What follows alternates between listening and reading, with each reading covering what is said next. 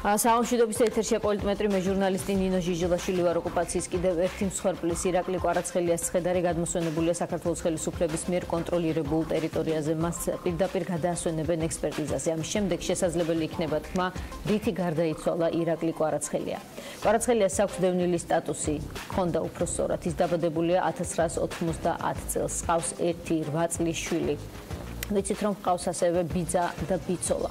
აფხაზეთის დე-ფაქტო ხელისუფლების მიერ გავრცელებული ვერსია, რომ ეს იყო თვითმკვლელობა, ამ ეტაპზე არ დასტურდება არაფრით. დადასტურებულად ამ მომენტში ვიცით მხოლოდ ის, რომ კვარაცხელია რამდენიმე დღის წინ არის გარდაცვლილი, ცნობა კი მისი თვითკოს და თვითმკვლელობის შესახებ გუშინ გავრცელდა, ასევე ვიცით რომ დაწყებულია სისხლის სამართლის გამოძიება.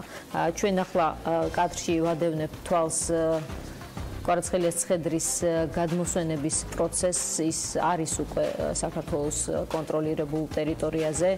როგორც კი გავრცელდა გუშინ გვიან ღამით ცნობა იმის თაობაზე, რომ სუსმა გავრცელა ცნობა, რომ კიდევ ერთი მოქალაქეა გარდაცვლილი, საოკუპაციო რეჟიმის მსხვერპლად შეგვიძლია ის უკვე პრინციპში თავისუფლად დავასახელოთ, კიდევ ერთ მსხვერპლად. პირდაპირ გაივლო პარალელები არჩილ კატუნაშვილის შემთხვევასთან, გიგა ოთხოზორიას შემთხვევასთან. და დღეს შესაბამისად ხელისუფლებას პარლამენტში მოუხდა მწვავე კომენტარების მოსმენა ოპოზიციის მხრიდან იმასთან დაკავშირებით, რომ ის ვერ ახერხებს რეალურად პოლიტიკური პრობლემების შექმნასაც კი ქვეყნისთვის, რომელიც ჩვენი ქვეყნის ტერიტორიაზე ასეთ მძიმე საქმეებს ჩადის. კეთი ციხელაშვილი გვეყოლება ახლა ჩვენ ხაზზე შერიგებისა და სამოქალაქო თანასწორობის საკითხებში სახელმწიფო მინისტრი. საამშვიდობისა ქალბატონ კეთი, მადლობა რომ იღებთ გადაცემაში მონაწილეობას. მოდით პირველ რიგში გითხავთ, შეგიძლიათ თუ არა თქვათ ამ ეტაპისთვის, აი ერთ მნიშვნელოვნად რომ ეს არ იყო თვითმკვლელობა. რაღაცა ტიპის საბუთები ჩემ ხელთ არსებული ინფორმაციით, დოკუმენტები თქვენ გადმოგბარდათ, აი რა ინფორმაციას ფლობთ ამ ეტაპისთვის? დიახ, მადლობთ ნინო. შემიძლია დაგიდასტუროთ კიდევ ერთხელ, რომ მოხდა ირაკლი კვარაცხელიას ცხედრის გადმოცემა, ცოტა ხნის წინ დასრულდა ეს პროცედურა. ეხლა ცხედარი იქნება გადმოსვენებული თბილისში სამხარაულის სახელობის ეროვნული ექსპერტიზის ბიუროში, სადაც ცხედარს ჩაუტარდება ექსპერტიზა. ძალიან მნიშვნელოვანი არის, რომ ეს პროცედურა დასრულდა მალე და მოხდა ცხედრის გადმოცემა. ეს ის მინიმუმია, რის გარშემოც თანამშრომლობის იმედს გამოთქვავდით და ეს შედგა. თუმცა თავისთავად, რა თქმა უნდა, ეს ფაქტი არის მძიმე, დაწყებული იქიდან, ისი დადასტურებად შეგვიძლია უკვე, რომ ეს ხდებოდა უკანონო დაკავების, უпростоრად ადგილი ჰქონდა პირველ რიგში მის უკანონო დაკავებას, ხოლო მისი გარდაცვალება სწორედ უკანონო დაკავების დროს მოხდა. რა ფორმით ამასთან დაკავშირებით ჯერ დაზუსტებით ვერაფერს მოგახსენებ, ჩვენს ხელთ არსებული ინფორმაციით და ეს არის ცხელი ხაზით მოწოდებული ინფორმაცია, ასევე ის ინფორმაცია, რომელიც დღეს არაერთმა პირმა აფხაზურ და მათ შორის რუსულ მედიაშიც გაიმეორა, ვერსია არის თვითმკვლელობის, მაგრამ მე გუშინაც განვაცხადე და დღეს ვერაფერს ვიტყვი ახალს, სანამ არ გვექნება დამატებითი ინფორმაცია, რის იმედიც გვაქვს, რა თქმა უნდა, კონკრეტულ გარემოებებზე, რომ გარემოებების დადგენა, ობიექტური გარემოებების დადგენა არის ჩვენთვის ახლა ძალიან მაღალი პრიორიტეტი. რა თქმა უნდა, ექსპერტიზა ერთ-ერთი მნიშვნელოვანი წყარო იქნება, გარდა ამისა დღეს სოხუმში იმყოფებიან ჟენევის თანათავმჯდომარეები და მათ დასვეს ეს საკითხი, ასევე იყო კონკრეტული შეკითხვები და კონკრეტული თხოვნები გარემოებების გამოკვეთასთან დაკავშირებით. ცხედართან ერთად ექსპერტებს გადაეცა გარკვეული მასალები, რომლის შესწავლა ბუნებრივია ესე ვერ ესწრებოდა, ამიტომ ჩვენ ამ მასალებსაც რა თქმა უნდა გავეცნობით, ექსპერტები უკვე და ამ ყველაფრის საფუძველზე გარდა ამისა ჩართული არის სხვადასხვა არხები, მათ შორის პირდაპირი არხებიც, სხვადასხვა წყაროებიდან შემდგომ მოპოვებული ინფორმაციით გვექნება საფუძველი, რომ ვივარაუდოთ რა გარემოებებში მოხდა ირაკლი კვარაცხელიას გარდაცვალება. ამ ეტაპისთვის რამდენიმე სხვადასხვა წყარო ავრცელებს ქალბატონ ქეთევან, ალბათ ჩემგან არ გესმით პირველად ინფორმაციას, რომ ირაკლი კვარაცხელიას ცემდნენ ეს თვითმხილველების მონათხრობიც არის და კიდევ სხვადასხვა მედია საშუალება ამას ადასტურებს. არსებობს ამისი თქმის საფუძველი, თქვენ რა იცით ამ ეტაპისთვის? მე მესმის, რომ თქვენ ოფიციალური პირი ბრძანდებით მოქმედებით და თავს შეიკავებთ ამ ეტაპისთვის დაუზუსტებელი ინფორმაციის გავრცელებისგან, მაგრამ შემთხვევით ხომ არ არის თქვენთვის უკვე ეს ამბავი დაზუსტებული, ამას ვარკვევ, საღამო უკვე თქვენ დღეს დიანა ტრაპაიძეს უთხარით, რომ საღამოს უფრო მეტის თქმა შეგეძლებოდათ. აი რა არის ის მეტი, რაც შეგიძლიათ გვითხრათ ამ შემთხვევასთან დაკავშირებით? მე მქონდა იმედი, რომ გვექნებოდა უკვე დღეს შედგებოდა ცხედრის გადმოცემის პროცედურა და საღამოს ველოდებოდი და აი ზუსტად თქვენ ეთერში ახლა ამ ინფორმაციას ვადასტურებ. ეს ძალიან მნიშვნელოვანი ნაბიჯია.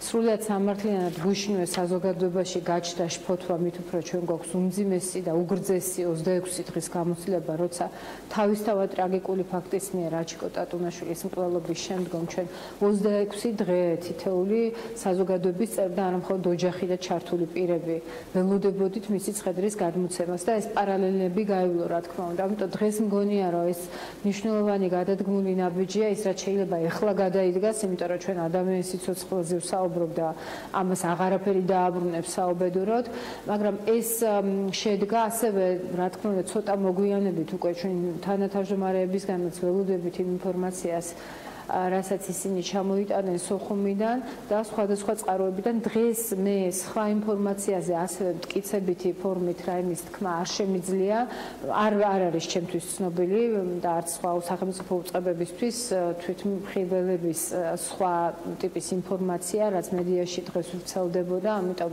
ამას ვერ დავადასტურებ და ვერც უარყოფ, მაგრამ ველოდები, რომ ექსპერტიზის პასუხები ბევრ საკითხს და შეკითხვას მოჰფეს ნათელს. ეს ძალიან მნიშვნელოვანია. გასაგებია, აი თუმცა აი რაღაც შეუსაბამობები, რომელიც პირველივე ერთი შეხედვით იკვეთება, მინდა გითხრათ ამის შესახებ, მაგალითად აფხაზეთის დე-ფაქტო რესპუბლიკის უშიშროების სამსახურის ინფორმაციით ირაკლი კვარაცხელია 10 მარტს დააკავეს ეგრეთ წოდებული FSB-ს თანამშრომლებმა და GEM-News უკვე ეუბნება დე-ფაქტო იგივე მთავრობის, დე-ფაქტო მთავრობის საგარეო საქმეთა მინისტრი დაურკოვე, რომ 12 მარტს მოხდა მისი დაკავება. აი ასეთი ტიპის დეტალები მაინც თუ გაქვთ დაზუსტებული, როდის დააკავეს ეს ადამიანი და როდის გარდაიცვალა ეს ადამიანი? დიახ, ნამდვილად არის გარკვეული შეუსაბამობები და თარიღით თქვენ სწორად აღნიშნეთ, ცხელი ხაზით მოწოდებული ინფორმაციის და ის უკვე მოგვიანებით გავრცელებული ინფორმაცია 2 დღის წინ დაკავების შესახებ ეს სუსტდება. ინფორმაცია, რომელიც დაურკოვემ გავრცელა შესაბამისად, მხოლოდ აი ამ წყაროთი არის. ჩვენთვის ინფორმაცია ცნობილი გახდა გუშინ, ეს შემიძლია ნამდვილად დაგიდასტუროთ და იმ ფორმით, რა ფორმითაც სახელმწიფო უსაფრთხოების სამსახურის მიერ იქნა გავრცელებული.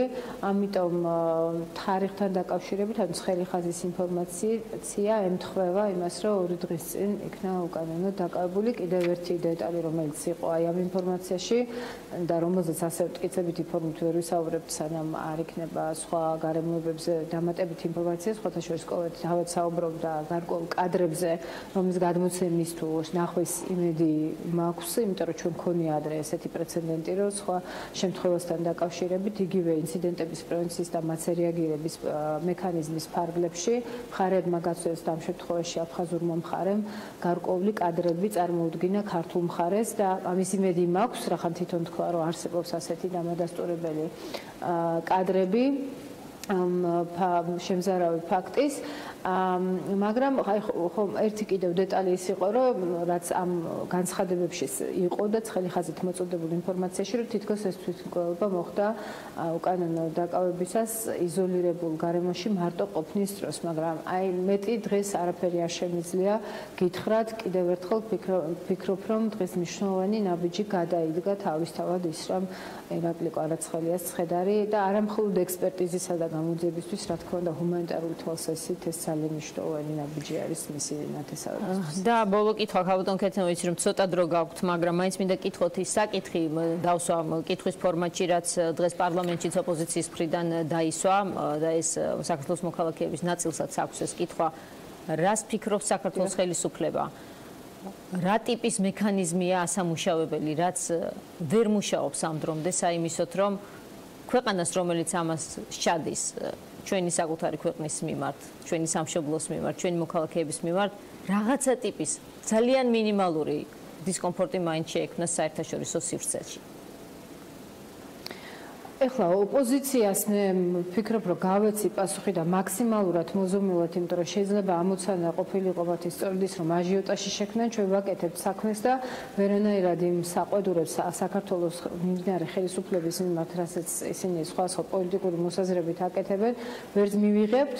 ეს მოცემულობა, რომელიც ჩვენ გვაქვს, უნდა დასრულდეს. ეს არის ამის პანაცეა. ოკუპაცია უნდა დასრულდეს, რომელიც ასეთი ღია ფორმით, აი ბატონების კი არა და ამ შემთხვევაში ქალბატონის გუნდის ხელისუფლებაში ყოფნის დროს დაიწყო, ნებსით თუ უნებლიათ ეს არის საუბედურო მოცემულობა, ამიტომ ის, რასაც დღეს ჩადის საოკუპაციო რეჟიმი, ყველაზე მძიმე ფორმით, როცა ხდება ადამიანების სიცოცხლის მოსპობა ამა თუ იმ ფორმით და არა მხოლოდ ეს დღეს დაკავებებზეც იყო საუბარი და მათ შორის ოპოზიციასაც განუმარტე, ვერ გაიგეს ეთყობა რატო არის განსხვავება რუსული FSB-ს მონაცემებსა და ჩვენს მიერ კონტროლირება ტერიტორიაზე დაკავებულ პირებს შორის, იმიტომ რომ რუსები აღრიცხავენ და უკვე 5-ჯერ მეც ვისაც არ უშვებენ ოკუპირებული ტერიტორიიდან და ეს ოპოზიციისთვის ცოტა რაღაც უცნაურ ამბად იყო. მე არაერთხელ ვთქვი, რომ ძალიან დიდი წნეხი არის სწორედ ოკუპირებულ ტერიტორიაზე მაცხოვრებელ ადამიანებზე. რას ვაკეთებთ ჩვენ? თუმცა რას აკეთებთ თქვენ? ეს არის მთელი ჩემი კითხვით არის. მეც მაინტერესებს ძალიან რა ტიპის დისკომფორტი, თუნდაც არჩილ ტატუნაშვილის მკვლელობის გამო, რა ტიპის დისკომფორტი შეექმნა? დისკომფორტი არ არის მინიმალური მაინც ბოლოს და ბოლოს ის ინსტრუმენტები, რომელიც ჩვენ გაგვაჩნია, ხო, დიპლომატიური რესურსი, სამართლებრივი, თქვენ იცით, რომ დამატებით კიდევ ერთი სახელმწიფო შორისი სარჩელი იქნა აგვისტოში შეტანილი, სწორედ 4-2-ია ტატუნაშვილის საქმის საფუძველზე, თუმცა ძალიან ბევრი ადამიანის უფლებების დარღვევის ფაქტები მთელი ამდენი 10 წლის განმავლობაში ფაქტობრივად ეს სამართლებრივი ერთ-ერთი ინსტრუმენტი არის. ყველა პლატფორმა არის გამოყენებული არა მარტო ჟენევის და IPNM-ის, რომ ამაზე პოზიციები დააფიქსირდეს და ჩვენი კომუნიკაცია. ახლა ჩვენ რო საუბრობთ მაგალითად გუშინ იგივე ევროპარლამენტის რეზოლუციაზე ან იმ ვიზიტებისას, რომელიც სულ ახლახანს და მათ შორის ჩემი მონაწილეობით შედგა იგივე ევროკავშირის საქართველოს საბჭოზე და ყველა ეს განცხადებები, რომელიც ჩვენ გვესმის, ძალიან ძნელია, რა თქმა უნდა, ასე ვთქვათ, მიზეშედეგობრიობის დანახვა, როცა ეს პრაქტიკა ოკუპაციის ისე გრძელდება და არა მხოლოდ საქართველოში, არამედ მთელ სამეზობლოში კონფლიქტების კასკადია და ჩვენს მეზობლად აგერ უკრაინაში ფაქტობრივად ცეცხლია, ხო? მთელი საერთაშორისო თანამეგობრობა ამ ეტაპზე ვერ ახერხებს იმას, რომ რუსული საფრთხე შეაკავოს. ის კი არა, საუბარია იმაზე, რომ ევროკავშირის ქვეყნებში და ამის ოკეანის მიღმაც გარკვეული ინსტრუმენტები აქვს შიდა პროცესებში ჩარევის. ეს, რა თქმა უნდა, ძალიან გლობალური პროცესია და ჩვენი ხსნა და გზა ის არის, რაც აუცილებლად მოგვიტანს ჩვენ შედეგს, რომ დღეს იმ ინსტრუმენტებით, რომელიც გვაქვს, ეს პლატფორმები, ჩვენი პარტნიორების მხარდაჭერა, სამართლებრივი ინსტრუმენტები, დიპლომატიური ინსტრუმენტები, სრულად პრინციპული და შეურიგებელი პოლიტიკა ოკუპაციის მიმართ და ადამიანის უფლებების დარღვევის მიმართ, საერთაშორისო ადამიანის უფლებათა ინსტრუმენტები, აი ესენი ავამოქმედოთ და ყველა ინსტრუმენტების გამოყენების ფონზე გავაგრძელოთ და ბოლომდე მივიყვანოთ დეოკუპაციის პოლიტიკა. სხვაგვარად ჩვენ სტაბილურობას, მდგრადსა და მშვიდობას ისე როცა შეგვეძლება პასუხისმგებლობა სრულად ავიღოთ მოქალაქეობის უსაფრთხოებაზე ძალიან რთული წარმოსადგენი იქნება, მაგრამ მერწმუნეთ, რომ დღეს ჩვენ ყველაფერს ვაკეთებთ, რომ ეს იყოს მინიმალური. მადლობა ქეთევან ციხელაშვილს, რომელიც პასუხობდა ჩვენს შეკითხვებს და ვიდრე ჩვენ შემოვიყვანთ კოლეგას ეთერში თამარ ზანთარაიას, რადიო თავისუფლების ჟურნალისტს, რომელიც მთელი დღის განმავლობაში მუშაობდა ამ თემაზე და ჩვენ თუ საზრდოობდით მისი ინფორმაციით, მანამდე აი მოკლედ გეტყვით, რომ ირაკლი კვარაცხელია წლების წინ ბებიასთან ერთად ცხოვრობდა სენაკში, მშვიდობის ქუჩაზე მდებარე დევნილთა დასახლებაში. ეს სწორედ რადიო თავისუფლების ინფორმაცია. ბებია დაახლოებით 10 წლის წინ გარდაიცვალა და მას შემდეგ დევნილთა დასახლებაში მცხოვრებ მეზობლებს იგი აღარ უნახავთ. ირაკლი კვარაცხელიას ყავდა მეუღლე, განქორწინებულია და დარჩა 8 წლის შვილი.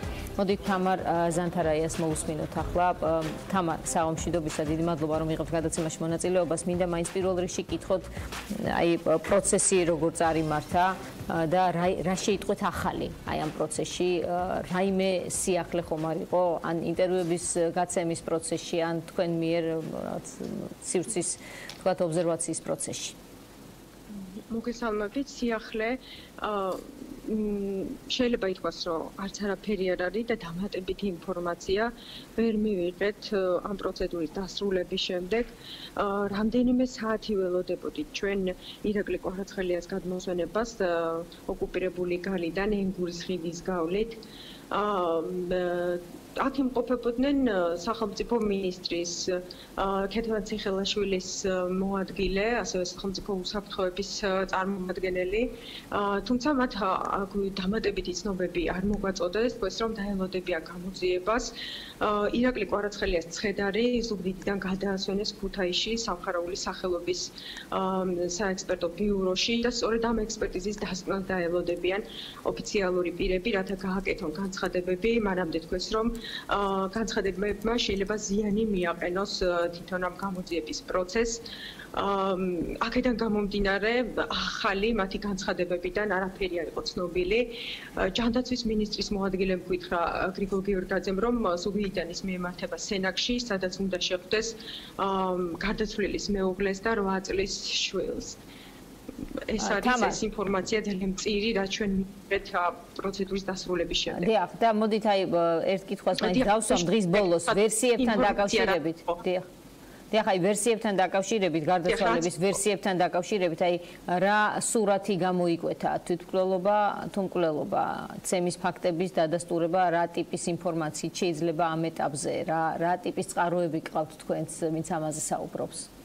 ამ ეტაპზე მე პირადად ჩემი წყაროებისგან არ მაქვს ინფორმაცია არანაირი ნაბაკევში, სადაც როგორც ვრცელდება ინფორმაცია მოხდა რუსულ სამხედრო ბაზაზე ეს ფაქტი, ნაბაკევშიც ვესაუბრე ჩემს წყაროს, თუმცა თქვა რომ მედიის საშუალებით შეიტყოს ამის შესახებ, ამიტომ მე პირადად ჩემი წყაროებისგან ოკუპირებული გალის რაიონიდან დამატებითი ინფორმაცია სამწუხაროდ ვერ მივიღე.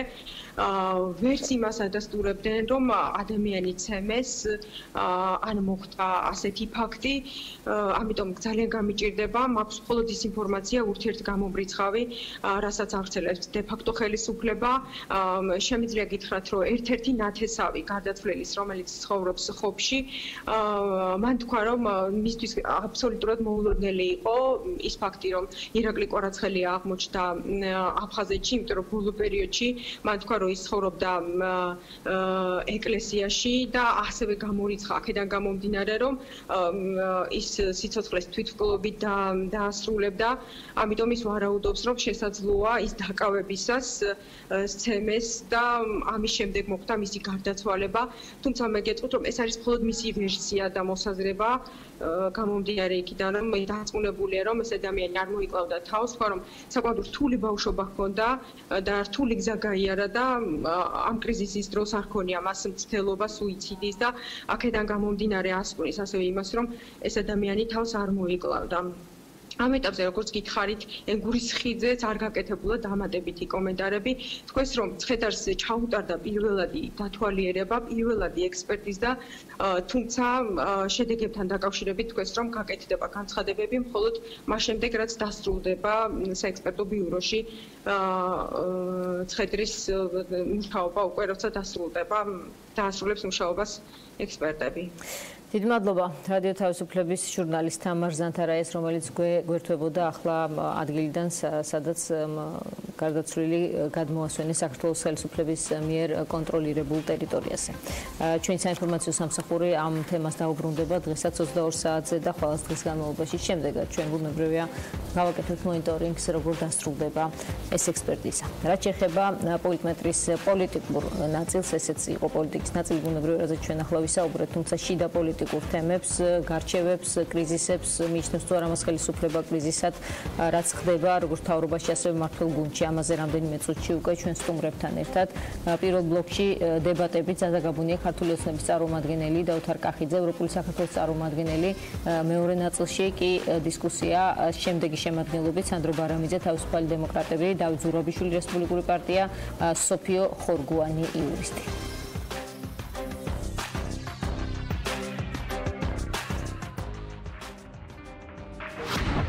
ლიდერი კრიზისებზე არ საუბრობს. ბიძინა ივანიშვილმა პარლამენტარიზმის დღეს მედიას ზურგი აქცია.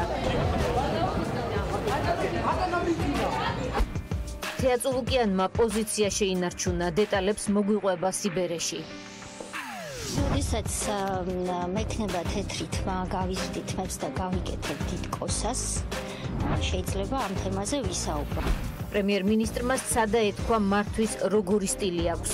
თუმცა კაბინეტში ხასიათი ჯერ ვერ გამოავლინა. მართვის ის სტილს, რომელიც მე მაქვს აღმასრულებელ ხელისუფლებაში. ულტიმატუმს არავინ არ აკეთებს. რეალური მმართველი, ფორმალური მმართველი, კრიზისი ყველგან, მთავრობაში, პარლამენტში, მმართველ პარტიაში, სასამართლოში, ეკლესიაში, ბაგრატიონებში. საპატრიარქომ ჩაატარა დნმ კვლევა და ნუგზარ ბაგრატიონი არ არის ბაგრატიონი, ის არის სიხარული. კრიზისების კვირეული, პოლიტმეტრში დღეს.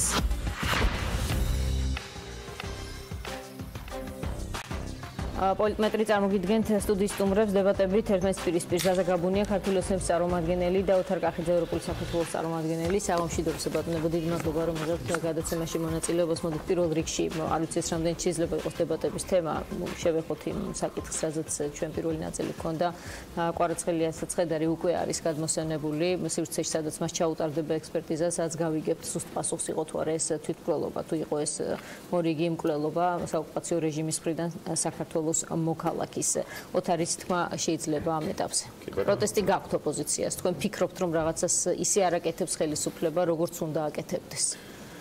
კი ბატონო, მოგესალმებით. ეხლა მივუსამძიმებ ყველა საქართველოს ყველა მოქალაქეს ჩვენი თანამემამულის მორიგი თანამემამულის სპერლს საოკუპაციო ძალების მხრიდან ევროპულ საქართველოს აქვს კონკრეტული მექანიზმი მოფიქრებული, რომელიც შესთავაზა მმართველ გუნდს, ეს არის 92 ტატონაშვილის სია. თქვენ წინა რესპონდენტთან გამოიყენეთ ტერმინი დისკომფორტის შექმნა, ხო? სწორედ ამისთვის გაკეთდა ეს სია, რომ ყველა ის პირი, ვინც საქართველოს მოქალაქეების უფლებების დარღვევაში, უფლებების მძიმე დარღვევაში მონაწილეობს, ამ პირებზე გაუწევდეს სანქციები დასავლური ქვეყნების მხრიდან, ჩვენი პარტნიორების მხრიდან და ეს შესაძლებელია განხილული იყოს როგორც სანქცია, ერთგვარი დისკომფორტი ამ პირებისთვის. ჩვენ მიუხედავად იმისა, რომ კონკრეტული პირების იდენტიფიცირება სრულად არის შესაძლებელი, როგორც 82-ას ისე ტატონაშვილის შემთხვევაში, სამწუხაროდ საქართველოს მთავრობამ წარმოადგინა 33 ადამიანისგან შემდგარი სია, რომელშიც არც ერთი მინდა ხაზი გავუსვა ჩვენმა მაყურებელმა რომ კარგად გაიგოს, არც ერთი საოკუპაციო ძალების წარმომადგენელი არ არის შეყვანილი.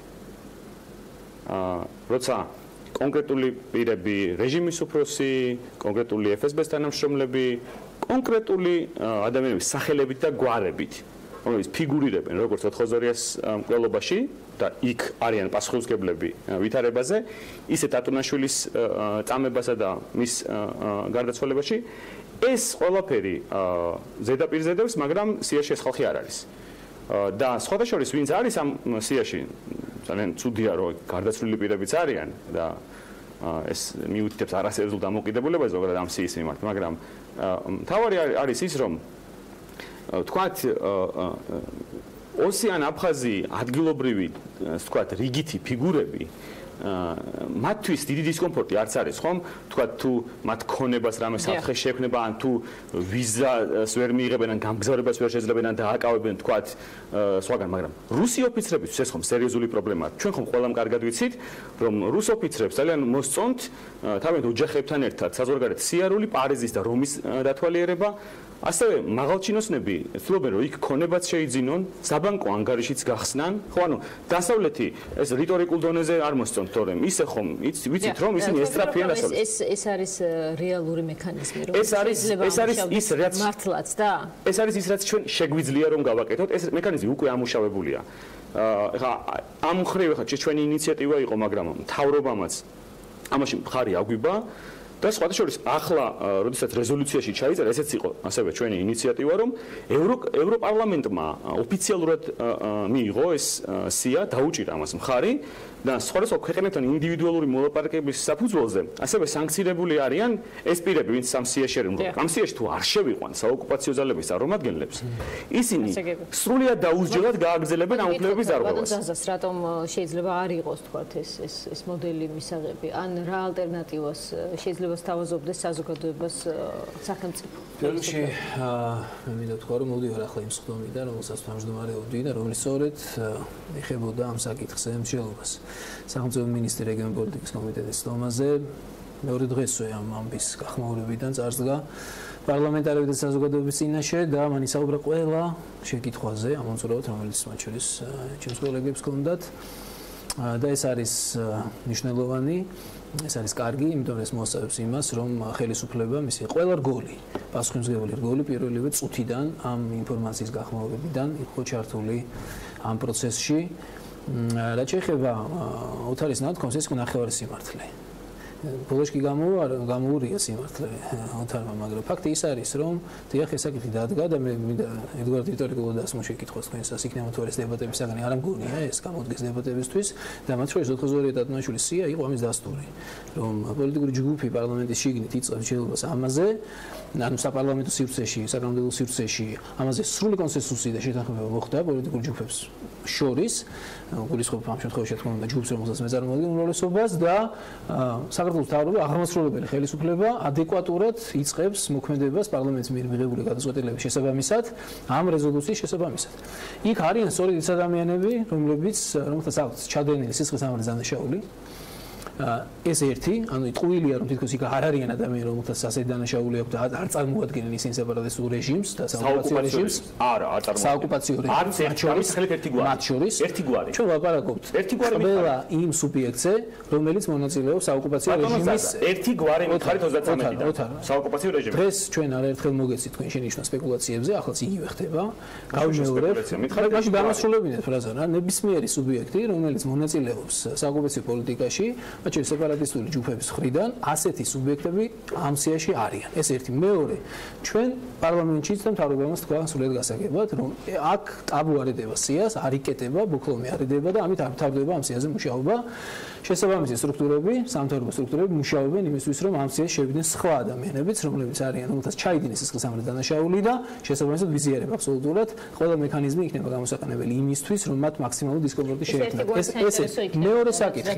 ახლა ეს სახელები და გვარები ზუსტად ეს სახელები და გვარები არ მახსოვს ვაბადიეთ რა, ეს არასწორი არ არის, ეს სწორი ასე ვთქვათ მოქმედ სტრატეგია თქვენი მხრიდან, თქვენი ტაქტიკა, იმიტომ რომ ეხლა იმ სეპარატისტების გვარები ვაბადიეთ შეიძლება ზებერად არ მახსოვდეს, მაგრამ ძალიან ადვილად სეპარატისტები მნიშვნელოვანი არ არის მათი მოქმედებაში. არის. კარგით, მაშინ, მაგრამ ზუსტად არასწორად დაყენებაა საკითხი.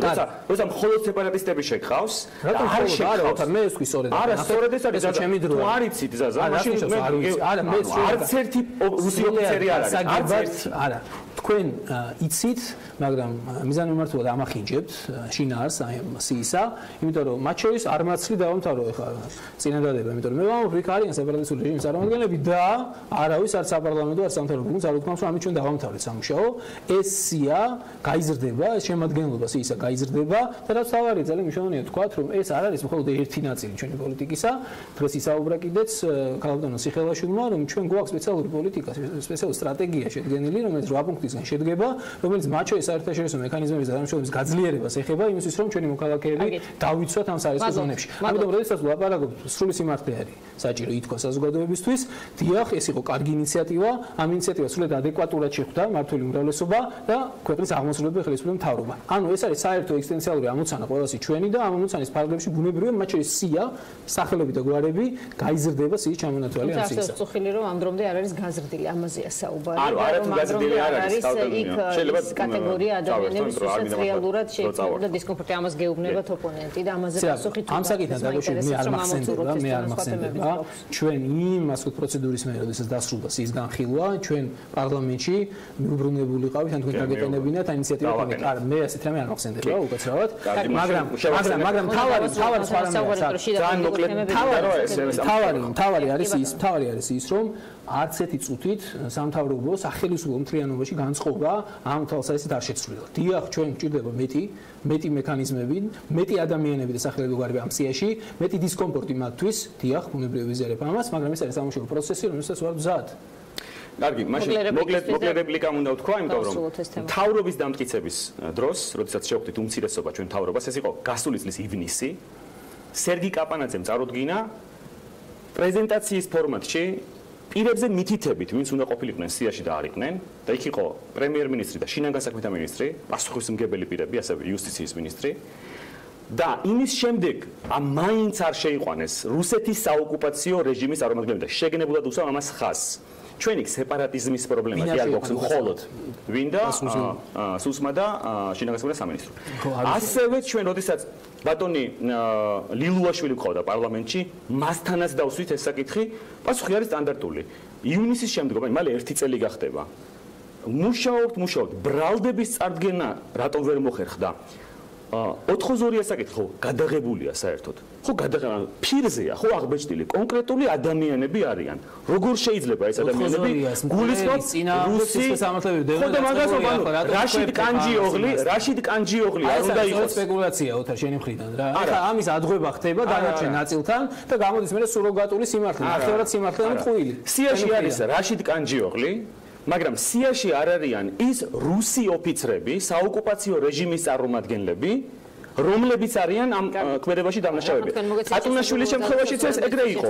და ეხლაც რა სიტუაცია გვაქვს? FSB-ს თანამშრომლებმა გაიტაცეს სავარაუდოდ და რუსეთის სამხედრო ბაზაზე მოხდა. ეხლა ვინ უნდა შეიყვანონ იქ სიაში? ვიღაცა აფხაზი ეგრეთ წოდებული სეპარატისტი, რომელიც არაფერსაც არ ნიშნავს და სინამდვილეში ის პირები, როდესაც რუსეთის საოკუპაციო ძალების წარმომადგენლები, არც ერთი ოფიცერი, როდესაც არ არის ამ სიაში, ნიშნავს რომ მთავრობა რაღაცას ერიდება. თუ მართლა ესე მოხდება, როგორც ზაზა ამბობს, ძალიან კარგი იქნება. უბრალოდ ივნისის მერე, როდესაც ჩვენ წარვადგინეთ ეს სიაში ვინ რა ხალხიც უნდა ყოფილიყო და არ არის ბოდიში მაგრამ ძალიან დიდი დრო გავიდა და ჩვენი მოქალაქეების გადაცემა და მკვლელობა გრძელდება და იმ ადამიანებს ვინც ამაში კონკრეტულად არიან მონაწილეები არა სეპარატისტები არამედ საოკუპაციო რეჟიმის წარმომადგენლები დისკომფორტი არ ექმნებათ ეს არის რეალობა თუ ეს რეალობა გამოსწორდება მე მხოლოდ გამიხარდება იმიტომ რომ ეს ინიციატივა ჩვენი ინიციატივა კი იყო მაგრამ ეს ქვეყნის საქმეა აქ პოლიტიკური აზრთა სხვადასხვა და პარტიული კუთვნილება არ არის მნიშვნელოვანი არ ეკეთებენ იმას რაც მათი ვალდებულებაა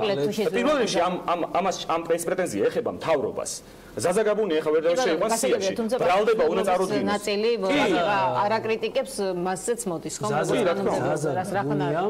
ზაზაგაბუნიას თანაგუნდელებმა პარლამენტში პოლიტიკური გადაწყვეტილებით შევიყვანეთ ეს ადამიანები და დავაყენეთ მთავრობის წინაშე სია ვერსია ოთარ ძალიან მეც მარტივად გვასუხებ ამაზე რა სამუშაო პროცესი გასაგრძელებელია ამისთვის და თვითკმაყოფილება ახლა იქ რამდენი საოკუპაციო რეჟიმის რამდენი ოფიცერიც არ უნდა შევიყვანოთ იქ სია მაინც უნდა გაიზარდოს და უნდა გავაძლოთ მას მუშაობა. ამაზე ერთი მაინც შეიძლება სიმბოლური საკითხი. ასეთი ურთიერთსაწინააღმდეგო, საკუთარი თავის საწინააღმდეგო არგუმენტები იშვიათია, სრული ამბივალენტურობა რა.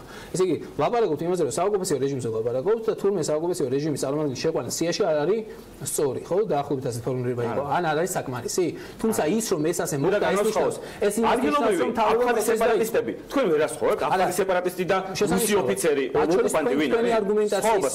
თქვენი არგუმენტაციის სიმყიფესაც მათ შორის რა, იმიტომ რომ ეს თქვენ ლაპარაკობთ რომ არაფერი არ კეთდება და ამ შემთხვევაში სრულად არის სრულად არ უნდა გავაგზავნოთ მაგრამ სიაში არიან სეპარატისტები მაშინ ეს შეფასება არ არის სამართლიანი თქვენი მხრიდან ხო თუმცა მეორე საოკუპაციო რეჟიმის არც ერთი წარმომადგენელი არ იმედი თუმცა მეორე ნაწილში რომ სამუშაო უნდა გაგრძელდეს და სია უნდა ჭყალებში გამბირდეს დამნაშავეებით საოკუპაციო რეჟიმის წარმომადგენლები მეტი ადამიანები შევიდეს ცხადია ეს სამუშაო გასაგრძელებელმა თქვენი აზრით აი ბატონო თარ თუ შეიძლება ბოლო კითხვას დავსვამ უნდა იყვნენ თქვენი აზრით ამ სიაში რუსული ოფიცრები რუსული სამხედრო ძალების ოფიცრობა ოფიცრების წარმომადგენლები ოფიცრები ვინც ჩანან თუნდაც აი კადრებში რაც ახსენება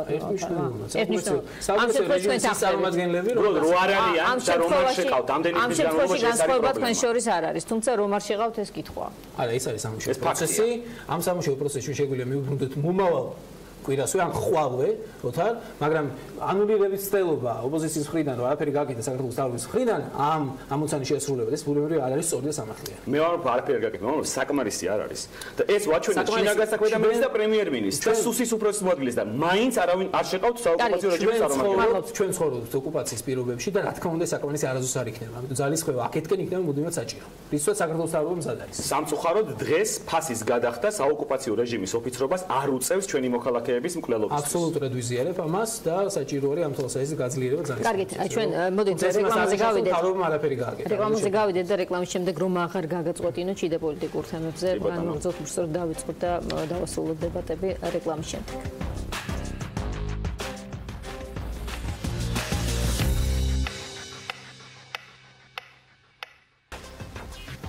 ზაზა გაბუნია, ოთარ კახიძე, პოლიტმეტრის სტუმრები. მოდით დავიწყოთ თემით, რომელიც ერთ-ერთი ყველაზე აქტუალურია პარლამენტში.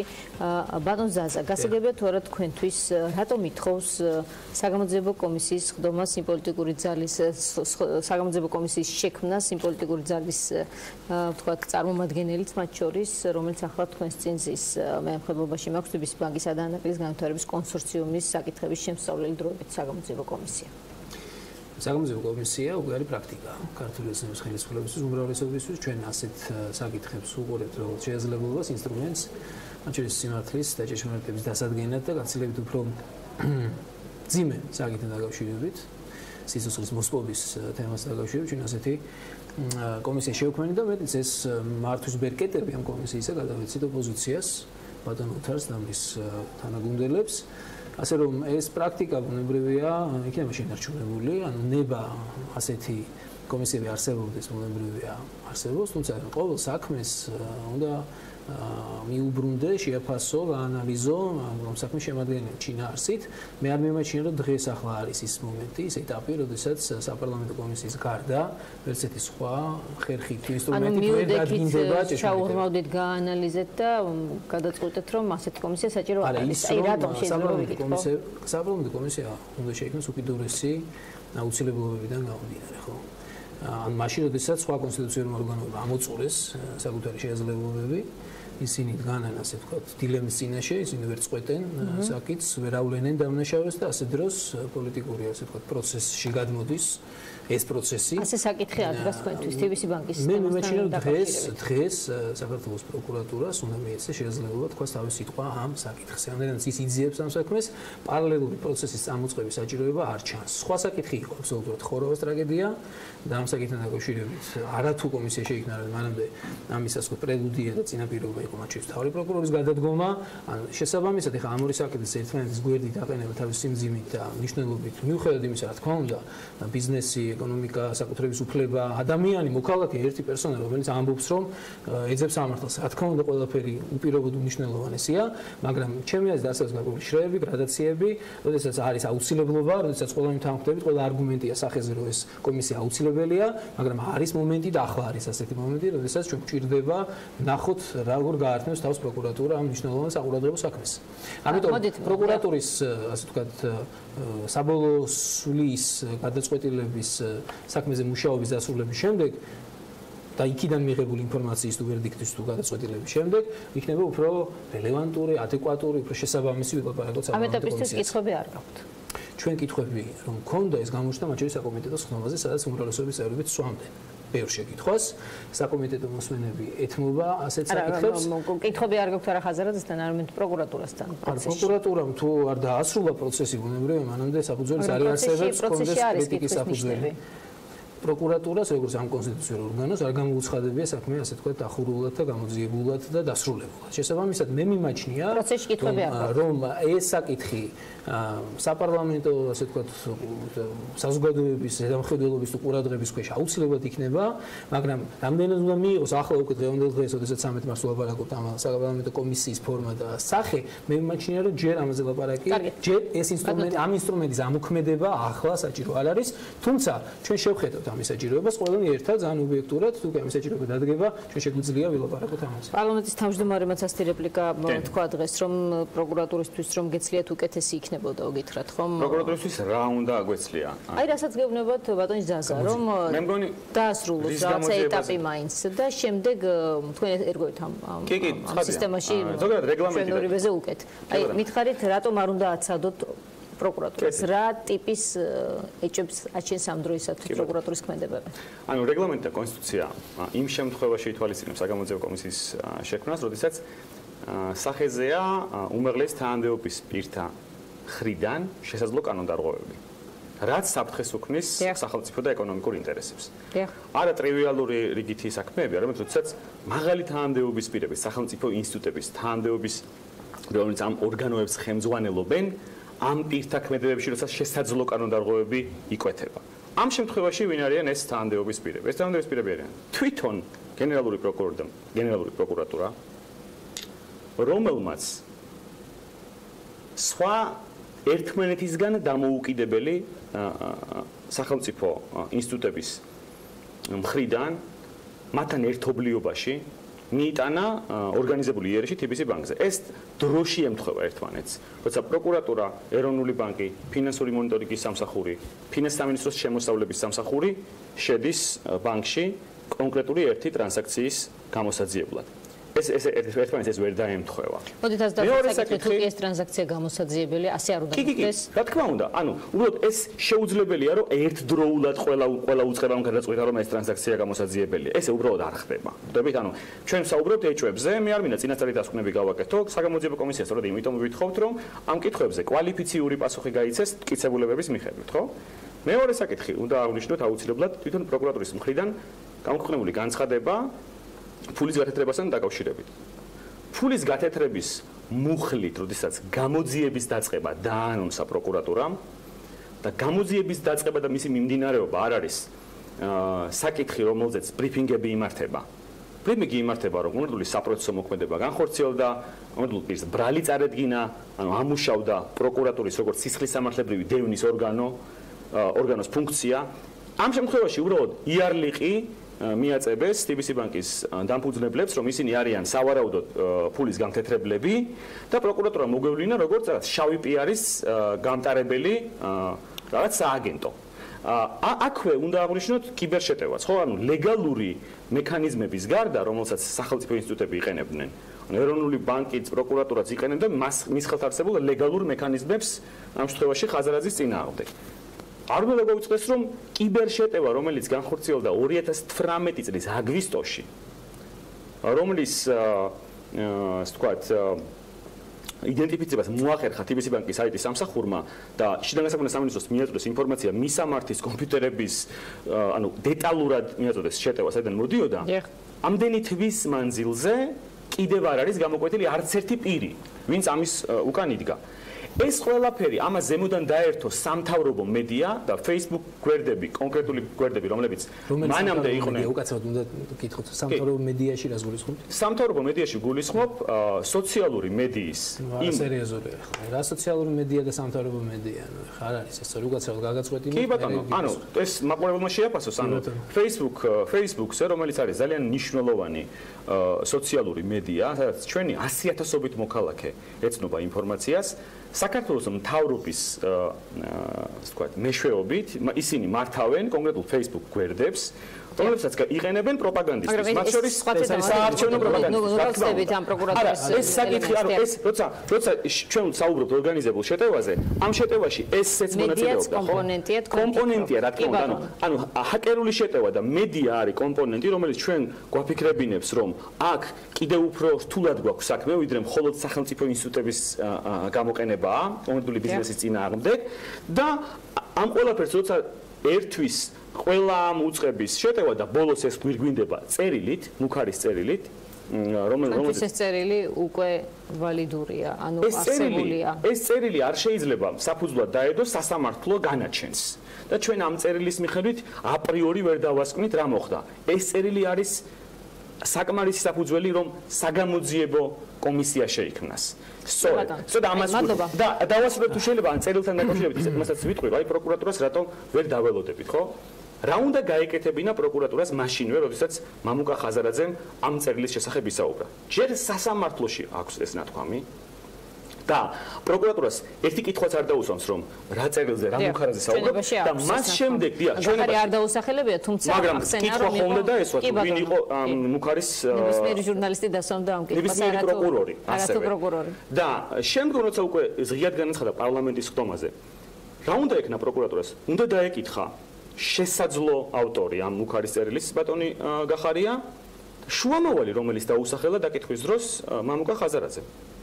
თქვენ იცით რომ ეს შუამავალი დასახელებულია? მე ჩემი ინფორმაციით ეს შუამავალი არის დასახელებული და ეს დაკითხვები რომ არ შედგა და პროკურატურამ რომ მტკიცების ტვირთი წერილის ნამდვილობაზე დააკისრა პოტენციურ დაზარალებულს, ეს ნიშნავს, რომ ეს პროკურატურა საერთოდ უკვე ფუნქციონალურიც არ არის ამ საქმესთან დაკავშირებით. ეს პროკურატურა არის მხარე. საქმის წარმოება, რომელიც დაწყებულიც არ იყო, ეს რაღაც პროცესი, იმიტომ შეაჩერა პროკურატურამ, რომ შუამავალი არ დასახელდა თითქოს. და ხა თქვენ გვიგნებთ, რომ შუამავალი დასახელდა, რომელ ვერსიას დაუჯერებთ, რამდენად ზონიანია თქვენი. ჩემი ინფორმაციით, მათ ეს იციან. და ისინი არ ატარებენ იმ საგამოძიებო მოქმედებას, რომელიც აუცილებელია შემდგომი სიმართლის დასადგენად. მათ ხელი დაიბანეს თქვენს რომ აქ ჩვენებაში ჩვენ ვერაფერი ვერ გავიგეთ და დავიშალეთ. გასაგებია. ასეთი პროკურატურა როდესაც ასე აყენებს საკითხს, ბუნებრივია არის ერთ-ერთი ეჭმიტანილი, რომ ორგანიზებულ შეტევაში CBC ბანკის დახსნილების წინააღმდეგ მონაწილეობს, როგორც პროკურატურის შინაგან საქმეთა სამინისტრო და ამ პირობებში მე ვერ დავეთანხმები ზაზას, რომ უნდა დაველოდოთ ამ გამოძიებას. ჩვენ უნდა ავიღოთ ჩვენ ხელში ეს მექანიზმები, თუ მართლაც იქ არაფერი არ არის, გამოძიება რაც დააშავებს. ანუ საგამოძიებო კომისია ხო არაფერს შეუშლის ხელს. პირიქით ჩვენ გავუცემთ ამ კითხვებზე პასუხს, როდესაც ეჭმიტანილებად შეტევაში თავად პროკურატურა და თავად შინაგან საქმეთა მინისტრი. კარგი, მოდით ბატონ ზაზოს ვკითხოთ, აი არგუმენტები რაც ვენახ მოიტანეთ, იყო მრავალფეროვანი, ესეთი სოლიდური, რატომ არ არის ის თქვათ რაიმე წონის მატარებელი ახლა თქვენი ოპონენტისთვის ხელისუფლების წარმომადგენლისთვის. ასე მინდა თქვა დავიწყო, რომ მითს აქვს ესეთი სპეციფიკა, რომ მას ვერაფერს ვერ მოვაკლებ. შეიძლება უბრალოდ გავამდით, რომ მითი დაამატო მითი იქნება ეს ანტიკური თუ თანამედროვე თუ პოლიტიკური მითები, რომელსაც ხსავენ ჩემი კოლეგები ოპოზიციიდან, მას შეიძლება უბრალოდ შემატო, დაამატო, გაამდიდრო რაღაცით, ისი მომსწრეს ვართ ახლა აი ამ მოგვივლინეთ თქვა რაღაც პროტაგონისტად, ბატონი ოთო, რომელიც პროკურატურაზე მეტი იცის, პროკურატურამ ასე თქვა, მაგრამ აუცილებლად საპირისპიროდ უნდა ითქვას, იმიტომ რომ აქ უნდა გაჩნდეს რაღაც საპირისპირო პოლუსი და გაკეთდეს ერთგვარი რაღაც მოზაიკა პოლიტიკური ბრალდებების, რომელზეც მე თქვენ თუ ჩავღრმავდებით, როგორც ჟურნალისტი, მაგალითად იკითხავ წერილთან დაკავშირებით ეს იყო თუ არა სარწმუნო, რა თქმა უნდა ბატონი ოთარი გეტყვით, არა, რა თქმა უნდა ეს შეიძლება არ გამოდგეს სასამართლოში ეს წერი და სასამართლოში შეიძლება არ გამოდგეს, მაგრამ საპარლამენტო კომისია აუცილებლად უნდა შეიქმნას ამ წერილის გამო, ხო? ხვდებით ხო, რამდენად ასე ვთქვათ ლოგიკისგან დაუბლებული არგუმენტებია, ხო? ეს სრულიად გაშიშვლებული ყოველგვარ ლოგიკისგან. თუ კი სასამართლოში არ გამოდგება და სამართლოში დავაზე ვლაპარაკობთ, მაშინ რატომ უნდა გახდეს ის საფუძველი საპარლამენტო კომისიის შექმნის? ვიცი რატომ? იმიტომ რომ თქვენ გჭირდებათ ახალი ინსტრუმენტი და მექანიზმი ამ ასე ვთქვათ საქმეს დაკავშირებით პოლიტიკური დუღილი და ტემპერატურა გახადოთ უფრო მაღალი დონის და მუდმივად ეს მოზაიკი შექმნა ბრალდებების ხელისუფლების მისამართით იყოს უფრო მრავალფეროვანი, როგორც მათ შორის თქვენ ბრძანეთ, ანუ ყოველდღიურად მოხდეს ფაბრიკაცია ბრალდებებისა, მითი ანუ გამდიდრდეს და მე ამაზე ხელისუფლებას მოუწიოს ასე ვთქვათ პასუხების გაცემა. ანუ მთელი ამოცანა ოპოზიციის გახოთ ეს და მათ შორის მე ძალიან მარტივი მაგალითით მოგახსენებთ, რომ რატომ არის ეს ოპოზიციის პოლიტიკურად, მთლიანად პოლიტიკურად გაჟღენთილი პოლიტიკური ამოცანები და სურვილები და საკითხი, შეხედეთ ნაციონალურ მოძრაობას.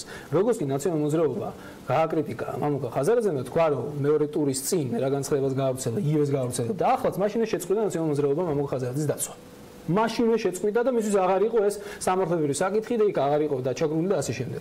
ანუ ეს არის მთლიანად სავსე პოლიტიკური რაღაც სენტიმენტებით, ამოცანებით, სურვილებით და არც ერთი ბრალდება. ხო, მათ შორის ძალიან მძიმე ბრალდება, რომელსაც მაშინვე ჩაებრაუჭება ოპოზიცია და ცდილობს ეს აქციოს რაღაცა არსებობა არ არსებობის საკითხად, მათ შორის თანამდებობის დარჩენა არ დარჩენის საკითხად და არ მახსოვს მე შემთხვევა, როდესაც ასეთი სკანდალური ჭყალებში ბრალდებები გაცოცხლდება ხოლმე და იშვება, ოპოზიციას ეთქვას, რომ მოდი გადავამოწმოთ ისტორია ამ წერილის, მოდი ვიმშელოთ, ამდენ გამოდგება ეს, ვთქვათ, გახდეს ადამიანის დადანაშაულების მიზეზი. ასეთი რამ არ არსებობს, ამიტომაც ეს თავიდან ბოლომდე არის პოლიტიკური, ასე ვთქვათ, შტურმი. შტურმს მამუკა ხაზარაძეზე ბოდიშვიხთი და თბილისის ჯგუფზე სწორედ ოპოზიცია ახორციელებს. აი ასეთი პოლიტიკური, ასე ვთქვათ, შემადგენელი ნარატივებით, რომელიც ჩვენ მათ შორის ამ ეთერში მოვისმენთ. მოდით ასე დავსვათ საკითხი. ეს თემა თქვენ გაზარალებთ, ხო?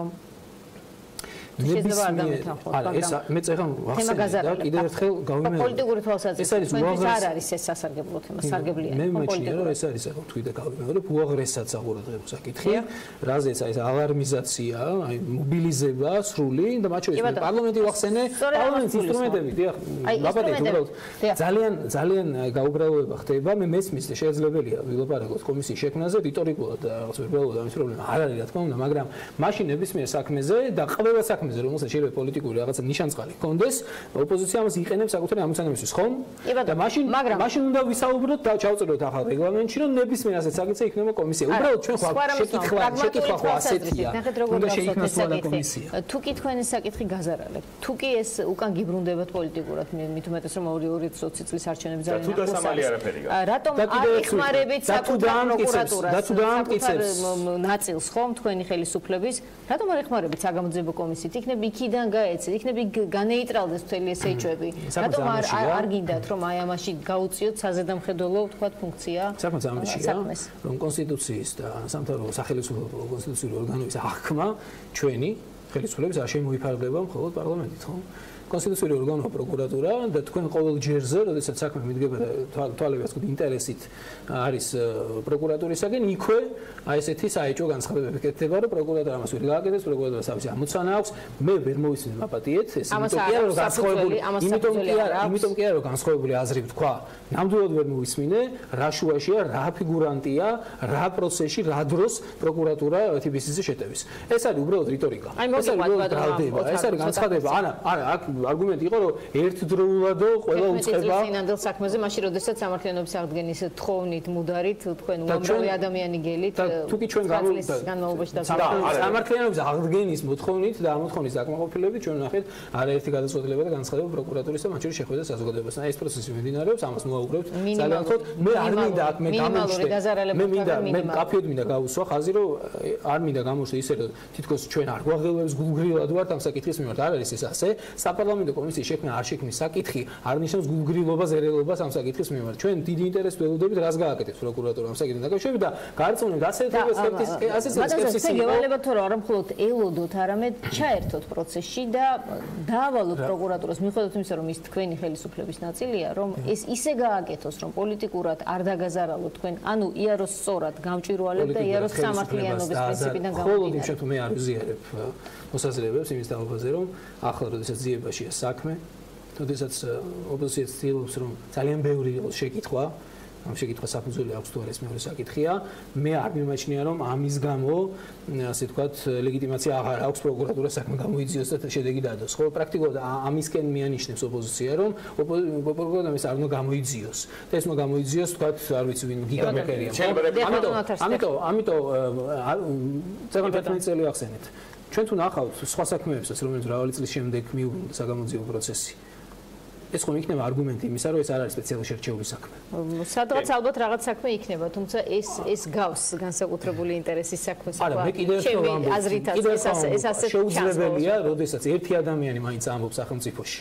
ერთი ადამიანი მაინც, რომ მას ჭირდება ხარდაჭერა, აქვს კითხვები, ჭირდება პასუხები, შეუძლებელია გულგრილი იყო ამ ადამიანის მიმართ. მაგრამ ათქვეფა ყველაფრის თანმიმდევრობის დარღვევა, პროკურატურას არ მისცა შესაძლებლობა გამოიძიოს საქმე და სპეკულაციური გახადოს საკითხი და მასზე მსჯელობა, ეს მიუღებელია. კი ბატონო, ჩვენ გვაქვს კლასიკური შემთხვევა, როდესაც ეჭვმიტანილებად, სავარაუდო ეჭვმიტანილებად გვევლინებიან სახელმწიფო უწყების ხელმძღვანელი პირები. მამუკა ხაზრაძის განცხადება პარლამენტში არის კლასიკური ინფორმაცია დანაშაულის შესახებ. რა განაცხადა მან? მან თქვა, რომ ეროვნული ბანკის პრეზიდენტი და მისი მოადგილე, ვიცე-პრეზიდენტი მას აშანტაჟებდნენ. მან განაცხადა, რომ კომპიუტერულ სისტემაზე TBC ბანკის განხორციელდა შეტევა, რომელიც დაადგინეს ვინ იყო და შინაგან საქმეთა სამინისტროს ამაზე მოახსენეს და რეაგირების გარეშე დარჩა. მესამე მან თქვა, რომ შინაგან საქმეთა მინისტრი მას ემუქრებოდა, რომელიც მუქარის ნაწილით შეასრულა და მეოთხე მან განაცხადა, რომ პროკურატურას ჰქონდა დაწყებული აბსურდული მუხლით სისხლის სამართლის საქმეზე გამოძიება და პროკურატურა მას ვთქვათ, რეპუტაციულ ზიანს აყენებდა კონკრეტული ბრიფინგებით და განცხადებებით. ანუ ეს მონაცემები, რომელიც ჩვენ მამუკა ხაზარაძისგან მივიღეთ პარლამენტში საფინანსო საბიუჯეტო კომიტეტის ხდომაზე, არის უკვე ინფორმაცია დანაშაულის შესახებ. ეს არის საფუძველი გამოძიების. ოღონდ ჩვენ როცა ასეთ ინფორმაციას ვიღებთ, ეროვნული ბანკი, გენერალური პროკურატურა, შინაგან საქმეთა სამინისტრო, ეს უწყებები არიან უმაღლესი კონსტიტუციური რანგის უწყებები, რომელთა მხრიდან შესაძლო კანონდარღვევების გამოძიება არის პირდაპირ პარლამენტის პრეროგატივა.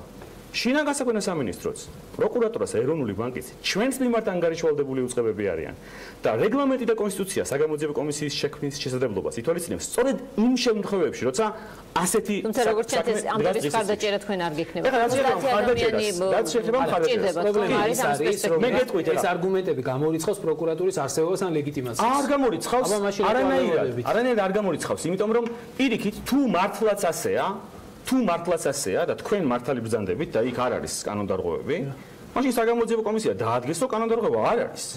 და პროკურატურაც იქნება მოწოდების სიმაღლეზე იტყვის რომ აი მე მართალი ვიყავი და აქ იყო ადგილი ჰქონდა რაღაც პოლიტიკურ ინსინუაციებს, თუმცა რისკი მაინც ანუ პარლამენტმა თავის როლი მაინც უნდა შეასრულოს, იმიტომ რომ რისკი ძალიან მაღალია რომ ჩვენ ეს მივაფუჩეჩოთ ეს საქმე. და იმ შემთხვევაში თუ საგამოძიებო კომისია დაადგენს რომ პროკურატურის მხრიდან ან სხვა მაღალი თანამდებობის მხრიდან დანაშაულს მართლაც ჰქონდა ადგილი, ამ შემთხვევაში მივხვდებით რომ სწორი ყოფილა საგამოძიებო კომისიის შექმნა. რაც შეიძლება ერთი საკითხი მინდა აღვნიშნო, ზაზამ არასწორად მოიყვანა ჩემი ციტატა, თითქოს მე ვთქვი რომ სასამართლოში ვერ გამოიყენებ ამ წერილს, სასამართლოში გამოიყენებ. უბრალოდ ამ წერილის საფუძველზე დღეს განაჩენს ვერ გამოიტან, ამიტომ არის საჭირო გამოძიება. რატომ ვერ გამოიტან? იმიტომ რომ მტკიცებულების შესაკრებად საჭიროა გამოძიება. და ამ გამოძიებას ჩვენც მიმდინარეობს. არა, ეს გამოძიება არ მიმდინარეობს. აბა რა არის ეს? პროკურატურა აკეთებს ყველაფერს იმისთვის, რომ ჩაფარცხოს ეს საქმე, ვინაიდან თავად არის ერთ-ერთი ფიგურა. ეს არ არის სამართლებრივი შეფასება. ეს არის პოლიტიკური შეფასება. ეს არის შეფასება, რომლის საშუალებასაც მე მაძლევს ის ფაქტები, რომლის შესახებაც ინფორმაცია მე მივიღე, მათ შორის მამუკა ხაზრაძისგან, რომელიც არ დათვალიერებები. ფაქტია, მაგალითად ჰაკერული შეტევა, რომელიც აგვისტოში გამოიძეს, არ უნდა გამოიძიოს პროკურატურამ. მითხარით, როცა დადგენილია მისამართი, ჩამდენი პირი კომპიუტერის დონეზე იდენტობა ამ პირების, ვინც შეტევა განახორციელა. რატომ არ არის არც ერთი პირი დაკავებული? და გამოძიების პროცესი დასრულდა, ამას ვამბობთ. როდის დასრულდება? ეს დაუსრულებელი პროცესია. მეორე, თქვენ რომ შეგეძლოთ, თქვენ რომ გქონდეთ, ასე ვთქვათ, შესაძლებლობა იმისა, რომ თქვათ თუ ეხოთ რომ დავთარდება ეს პროცესი, ჩვენ ვიტყვით რომ აქ მე არაფერი ყოფილა, შეტევა არ განხორციელებულა, სახელმწიფო აქ არ იყო ჩარეული. ამის თქმის შეიძლება თქვენ გქონდეთ სითამამე სიმართლის თქმის, ხო? და ყველაფრის კონვერტირებას პოლიტიკურად არ ცდილობდით.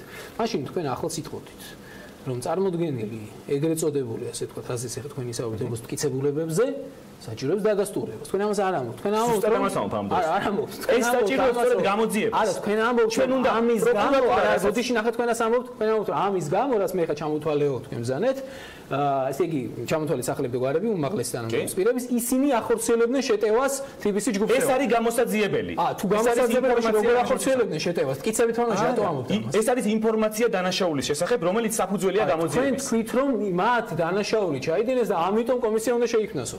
როცა ამის ვარაუდი არის, ნამდვილად ეს ვარაუდის გამო შეიძლება აი კატეგორიულად არიზიარებ. ეგრეა ზუსტად. ვარაუდი შეიძლება დააყენოთ და გამოითქვას და გახმაურდეს ნებისმიერ საკითხში. ზუსტად ესეა. ეს ნიშნავს იმას, რომ ეს ხა პარლამენტის ვარაუდებზე იქნება. ჩვენ ხა ერთმანეთის რაღაც ინტელექტსაც პატივი ვცეთ, ანუ რაღაც აღვირახსნ დემაგოგიაში არ გადავეშალ. გამოძიების საფუძველი არის ინფორმაცია დანაშაულის შესახებ, ფაქტები საჭიროებს დადასტურებას. დადასტურება ხდება ამ მტკიცებულებების შესწავლის საფუძველზე.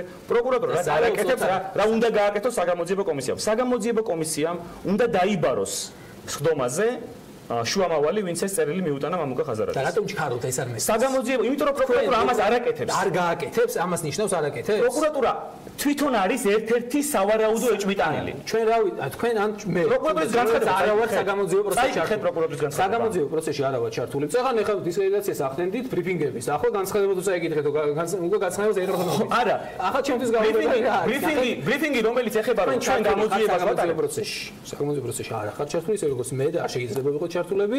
შესაბამისად ჩვენ მოკლებული ვართ უყოფით ინფორმაციას, ვიცოდეთ რა ეტაპზეა, რას ახორციელებს, რას აკეთებს, რა ტაქტიკით მუშაობს პროკურატურა. პროკურატურამ არ დაუკითხავს, პროკურატურას არ დაუკითხავს შინაგანსაფრთხე მინისტრს, უნდა დაეკითხა თუ არა. და თუ ეს არ ვიცით, ეს ტაქტიკა, რა ტაქტიკას იყენებს ამ საქმის გამოძიებისას პროკურატურა, მაშინ ბრალდებები თქვენ მიერ გამოთქმული არის სრულიად უსაფუძველი. სინამდვილეში ჩემი კოლეგები საპარლამენტო უმრავლესობიდან ცდილობენ, რომ საკუთარ პოლიტიკურ გუნდს ააცილონ მოსალოდნელი პასუხისმგებლობა, ააცილონ საზოგადოების წინაშე მხილება. და თქვენმა პოლიტიკურმა გუნდმა მოიპოვოს რაღაც ინსტრუმენტი ხელისუფლების კრიტიკის, ეს გინდათ ხო? არანაირად, ხელისუფლების კრიტიკის ინსტრუმენტები ოპოზიციას ისედაც აქვს.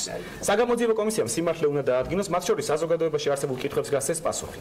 როცა დეპუტატი, რომელიც ანგარიშვალდებული უწყებების მხრიდან შესაძლო კანონმდებლობებზე თვალს ხუჭავს და მათ უცხადებს ნდობას, ვით სავარაუდო ეჭვმიტანილები უნდა იყვნენ, ამით ის თავადაც ხდება ამ სქემის მონაწილე. ამიტომ მე იმ კითხვას გავცემ პასუხს 50 დეპუტატის შესახებ. ყველა დეპუტატი ხმას დადგენილებაზე კენჭისყრისას მისცემს საკუთარი სინდისი, საკუთარი პასუხისმგებლობის გათვალისწინებით. და საზოგადოების სამსჯავროზე ვიქნებით შემდგომ ყველანი. საზოგადოება შეგვაფასებს საგამოძიებო კომისიის შექმნის წინააღმდეგი, ვინ არის? მე მაქვს თქვენით დათვლით, აი მათაც ჩავთვლით, ვინც წავიდა ოცნებიდან, ვინც შეიძლება წავიდეს ოცნებიდან, ვისაც შეიძლება ვთქვათ სინდისი სხვანაირად გარდახდეს მე სხვა რაღაცის იმედი მაქვს. ჩემი ამოცანა არის რომ ჩემ ხელთ არსებული ყველა მექანიზმი გამოვიყენო იმისთვის, რომ ხელისუფლებამ რაც შეიძლება ნაკლები ზიანი მიაყენოს ჩვენ სახელმწიფოს, ჩვენ მოქალაქეებს. ეს არის მარტივად რომ ვთქვა დღევანდელი მოდუსი, რომელშიც მე და ჩემი პოლიტიკური გუნდი ვიმყოფებით. საგამოძიებო კომისია იქნება მექანიზმი, რომ დადგინდეს საქმეზე სიმართლე, უმაღლეს დონეზე შესაძლო კანონდარღვევები გამოაშკარავდეს, გაეცეს პასუხები კითხვებს. ჩვენ შემთხვევაში სერიოზული საკითხი, როდესაც ერთ-ერთი უმსხვილესი ფინანსური ინსტიტუტი არის შესაძლო შეტევის ქვეშ, ამაზე საუბრობს მისი დამფუძნებელი. ჩვენთვის ძალიან საგანგაშოა ის მოწოდებები, რომელსაც ვისმენთ ამერიკის საელჩოსგან, ჩვენი პარტნიორებისგან, რომელიც ამბობენ, რომ აი ამ საქმეზე გამოძიება, ამ საქმის მსვლელობა ძალიან მნიშვნელოვანია ჩვენი საინვესტიციო გარემოსთვის. ჩვენ 35%-იანი კლება დაგვიფიქსირდა პირდაპირ უცხოური ინვესტიციების ბოლო 5 წლის მინიმუმზე ვართ ახლა. და ამგვარი ტიპის საქმეები ჩვენ ქვეყანას აზიანებს და ამაზე პასუხისმგებლობა ზაზასაც და მის კოლეგებსაც მოუწევთ. ამ პასუხისმგებლობის ზიდვა. თუ ისინი ამ კომისიის შექმნას ხარს არ დაუჭერენ. იმიტომ რომ ამ კომისიის შექმნა არის მექანიზმი, რომ ჩვენ სიმართლე გავიგოთ და თუ სიმართლის გაგებას ეწინააღმდეგება რომელიმე ჩემი კოლეგა საზოგადოების სამსჯავროზე ისიც გავა ამ პროკურატურასთან და ამ შინაგან გასაქმეთა სამინისტროსთან ეს რო იყოს განყენებული თეზისი მე მას გავიზიარებდი მაგრამ თქვენ როდესაც ცდილობთ ეს თეზისი მოარგოთ როგორც კარგა უმრავლესობის დამოკიდებულება საკითხის მიმართ კატეგორიულად ვერ ვიზიარებ იმის გამო რომ თუკი ჩვენ არ გვიქნებოდა გამოცდილება საგამოძიებო კომისიების შექმნის და მე ისე როგორც ჩემი სხვა კოლეგები ვიყავით ხარდამჭერი და გამომცხადებელი ამ საგამოძიებო კომისიის შექმნისა მაშინ მე გავიზიარებდი რომ უმრავლესობას თქვა არ უნდა საგამოძიებო კომისიები ან ამ ინსტრუმენტს თქვა არ ამოქმედებს და არ იყენებს ხო მაგრამ ასეთ პრეცედენტი მქონდა და ჩემს ნაცვლად გამოცხადება უმრავლესობის ნაცვლად გამოცხადება შეხედულებების ახლა ინტერპრეტაციასაც თქვენ აკეთებთ რომ ის იცავს ვიღაც დამნაშავე არ არსებობს დამნაშავე. სანამ არ დასრულდება გამოძიება, სანამ სასამართლო არ გვეტყვის თავის გადაწყვეტილებას, სანამ დამნაშავე არ არსებობს, ეხლა თქვენ როგორც კვალიფიციური იურისტი, მე მგონი ეს ანბანური გამოძიება უნდა დააკვირდეთ. თქვენ ლაპარაკობთ უკვე დამნაშავეებზე, ოთარ, ასევე და მით უმეტეს თქვენი ასე თქვა მოსაზრებით დამნაშავეების დამცველებით უფარულები უმრავლესობაში ვერ უძლებს კრიტიკას ასეთი თეზისი და ასეთი მოსაზრება არ არის ეს სწორი, იმიტომ რომ მე თუ ვარ ხელისუფლებაში და მიმაჩნია კონსტიტუციური ორგანო ასე პროკურატურა ახორციელებს ამ საქმეს და მე ჩემთვის ეს არის იმპულსი, ჩემთვის ეს არის ინდიკატორი, ყოველი მოქმედება, რაც არის დროა და კალენდარი, გარკვეული დროის გასვლის შემდეგ, რა დრო გავა, რა დრო დაშიდება, ყველაფერი ერთობლიობა მთელი ამ პროცესისა და მათ შორის ისიც რომ ჩვენ მოკლებული ვარ, ჩავიხედოთ და თქვენ ამის ნაცვლად მაინც აკეთებთ ინტერპრეტირებთ პროკურატურის გასაკეთებელს თქვენ ამბობთ, ეს ყველაფერი მოასწავებს, რა თქმა უნდა, იმაზე, რადგან მე უკვე ვილაპარაკე ამ შეკითხვის დასმისთანავე, რომ ეს არის ამგვარად თქვენ პრიზმა არის პოლიტიკური პრიზმა, მხოლოდ თუ ეს ასე არ არის. მხოლოდ ქართული ოცნება და ქართული ოცნების დეპუტატები და მინისტრები ხარ ლაპარაკობენ ამ საქმეზე ასე როგორც მე ვაყალიბებ ახლა არგუმენტებს ხო ჩვენ ნახეთ საერთაშორისო სავალუტო ფონდის წარმომადგენლის განცხადება ჩვენ ნახეთ წამყვანი ევროპული ქვეყნების ელჩების განცხადებები რომლებიც ვერ ხედავენ ამ საქმის სახელმწიფოს მხრიდან ზეწოლას ვერ ხედავენ ეს ნიშნავს იმას რომ ყველა ობიექტურად არის კითხვა მაქვს რომელმა ელჩმა თქვა ეს გერმანიის ელჩის განცხადება იყო რომელიც ამოსო სახელმწიფოს მხრიდან ბიზნესის ზეწოლის ფაქტი არ არის და ამას ვერ ხედავს და ეს არის ასე იმიტომ რომ არ არსებობს ასეთი ზეწოლა სად იყო ეს განცხადება გუშინ გავრცელდა რატო არის ეს რაღაც არ ვიცი ახალი მაგრამ გუშინ გავრცელდა კი ბატონო სავალუტო ფონდის განცხადება ხო ნახეთ გერმანიის სავალუტო ფონდის განცხადება ეხებოდა ეროვნული ბანკის მხრიდან მოთხოვნას და მის შესაბამისობას და მაშინ როდესაც ოთარ თქვენ ეროვნული ბანკი უკვე დაადანაშაული და დამნაშავედ გამოაცხადეთ შანტაჟი არა მამუკა ხაზარაძე შანტაჟი არ არის დამნაშავული ეროვნული ბანკის ოპერაციები ერთია, მაგრამ დაშანტაჟება ამის შესახებ ინფორმაცია მეორეა. წამითმევიათ რომ თქვენ ჩამონათვალში ეროვნული ბანკი ჩამონათვალეთ ჩამონათვალში არა. კი, თქვენ ეს მამუკა ხაზარაძემ თქვა, რომ მაშანტაჟებდა მას პრეზიდენტი და ვიცე-პრეზიდენტი. არა, თქვენ წეგან ჩამონათვალეთ. თქვენ ახლა ამას ამბობთ, რომ ეს თვითონ სავალუტო ფონდის წარმომადგენელმა მოიწონა ეს. არა, თქვენ თქვით, რომ საგამოძიებო კომისია იმიტომ და შეიქმნეს, რომ დანაშაული ჩაიდინაო და ჩამოთვალეთ მინისტრი ეროვნული ბანკი და სხვა. ჩამოთვალეთ როგორც დამნაშავეები. ეხლა უარყოფთ ამ თქვენ ათქოს და არ მეკვეს იმიტომ რომ არ იყო ეს ადეკვატური როგორც დამნაშავეები. ყოველთვის ძალიან კარგად ფილტროსაც ვამბობ. რა შეეხება მამუკა ხაზარაძე მოგვაწოდა ჩვენ ინფორმაცია დანაშაულის შესახებ. მათ შორის არის ეროვნული ბანკის პრეზიდენტის და ვიცე-პრეზიდენტის მხრიდან მის მიმართ განხორციელებული მაშინ მივიდივართ მეორე თავთან, რაზეც ასევე გავაკრიტიკე და მე ვფიქრობ სასწაულებით სამართლიანად, რომ თუკი თქვენ მას ასე ვთქვათ, თუკი არ მტკიცებთ, მტკიცებულებათა ერთობლიობა, მტკიცებულება როგორც ესეთი არ არსებობს მის დამნაშავეობის შესახებ მაშინ რატომ ითხოვს საგამოძიებო კომისიის შექმნას, ხო? ძალიან მარტივია. დასაბულებების გამოსახულება, სავალუტო ფონდის, გერმანიის ელჩის, სრულად ობიექტური, თქვენ ასე შესაძლოა წახო. ნახოთ, აბა რა განსხვავება. გერმანიის ელჩს უთქვავს უბერტ კნირი არის მასტე ელჩი, ჩვენთან მუშაობს. ის ამბობს, რომ ის შეხვედრია გერმანულ ბიზნესმენებს, ესაუბრა მათ და მათ უთქვავთ ელჩისთვის, რომ საქართველოში ძალიან კარგი ბიზნეს გარემოა, რომლებიც მუშაობენ სპეციფიურ სფეროებში, ეს კონკრეტული ბიზნესმენები და მათ პრობლემა არ აქვს. შესაბამისად, გერმანიის ელჩი საქართველოში ამბობს, რომ ბიზნეს გარემოს რაიმე სახის ზეწოლა. ეს ძალიან მნიშვნელოვანია, ეს არის უმაგრესი განცხადება თქვენს წინააღმდეგ, ან სპეკულიანტების წინააღმდეგ ამ თემითოთ არა? ნახეთ, მაბატებინო, გერმანიის ელჩი, ბოდიშვიხდი რა, ოთარ მაბატი. TBC ბანკზე არის. არა, მოიცემთ, ჩვენ ხო ბოდიშვიხდა. TBC ბანკზე როა კითხვა რატომ გაჩნდა? კითხვა რატომ გაჩნდა? ჟურნალისტს რატომ გაუშვდა ეს შეკითხვა, თუ რა ზეწოლა ბიზნესზე საქართველოში? TBC-ს გამო და გერმანიის ელჩი ამბობს, ნახეთ, ბიზნეს გარემოზე რაიმე სახის ზეწოლას ვერ ხედავს. კომენტარს ამაზე მე არ გავაკეთებ. ვერ გააკეთებ და ამიტომ და მაშინ თია ხოდესაც მისთანაც აქვს შეხება გერმანიის ელჩს და ისინი ამბობენ რომ რაიმე სახის ზეწოლა არ არსებობს ქვეყანაში ეს არის სიმპტომი გერმანულ ინვესტორებზე ზეწოლა ჯერჯერობით არ ყოფილა ჯერჯერობით რატომ არ ყოფილა მაგრამ რომ გეკითხა ძალიან მნიშვნელოვანია რომ არ ყოფილა ამუკახაზარაძე და ანაკლიის შემთხვევაზე შეიძლება სხვა რამე პასუხა ან ვერ epasუხა ან ეთქვა ანუ სავალუტო მაგრამ გერმანელ ინვესტორებს არ აქვს ამ თემაზე სავალუტო ფონდის წარმომადგენლის გერმანიის ელჩის განცხადებები გაცილებით რომ ძიმეწონიანია სტრუქტურით და შინაარს გულისხმობ ვიდრე ნებისმიერი ბრალდება ოპოზიციის და რატომ იმიტომ რომ ეს ეყრდნობა ფაქტებს იმიტომ რომ გერმანიის ელჩმა ეს მოიკითხა გერმანელ ინვესტორებთან სავალუტო ფონდი შეისწავლა და შეხედა ეროვნული ბანკის მოქმედებას ანუ გამოიწვია დანაშაული არ არის სახელზე და ოპოზიციას ეკულირებს გასაგებია თქვენი არგუმენტები ეს თემა მეტნაკლებად აუდიტორიისთვის თქვენი პოზიციები ცხადია საინტერესოა მოაგროვებთ თუ არა 50-მას ეს მართლაც ძალიან საინტერესოა და როგორ აისახება ეს გადაჯგუფება რომელიც ახლა მიდის უმრავლესობაში ნაწილი ჯერ რჩება უმრავლესობის შემადგენლობაში მაგრამ პერსპექტივაში თავის თავს ვეღარ ხედავს ხომ ამ მაგრამ ყველა დეპუტატი მაინც საკუთარი სინდისის მიხედვით იღებს გადაწყვეტილებას და ამ შემთხვევაში გამოძიებას შეეწინააღმდეგები თუ მოითხოვ მის ჩატარებას ამას შემდგომ საზოგადოება შეაფასებს და ჩვენ შემდეგი ბლოკი რომლის სტუმრებიც იქნებიან სანდრო ბარამიძე და ზურაბიშვილი სოფიო ხორგვანი შეეხება თემას რა ხდება უმრავლესობაში რა ხდება მართლ პარტიაში თქვენ როგორც ოპოზიციას რა იმპულსი მოგცათ ან რა მესიჯი გამოგიგზავნათ თავისი გადაწყვეტილებით ივანიშვილმა რომ პარტიის აღმასრულებელი დირექტორი მმართველი პარტიის გახდა ღარიბაშვილი პოლიტიკური მდივანი ბოდიში პოლიტიკური მდივანი ხო ეს ზოგადად ღარიბაშვილი არის ფიგურა რომელსაც ორჯერ გამეორება არ სჭირდება. ანუ ის ასე შეგვიძლია დავახასიათოთ მარტივად, ის როცა იყო პრემიერ-მინისტრი, ის ემორჩილებოდა მაშინდელ არაფორმალურ მმართველს, დღესაც იგივე მოდუსშია, ის თulis რომ მანდატი აქვს ბიძინა ივანიშვილს და ეს მანდატი აქვს ხან ღარიბაშვილს შემდგომ დროებით ნათხოვარი, ხან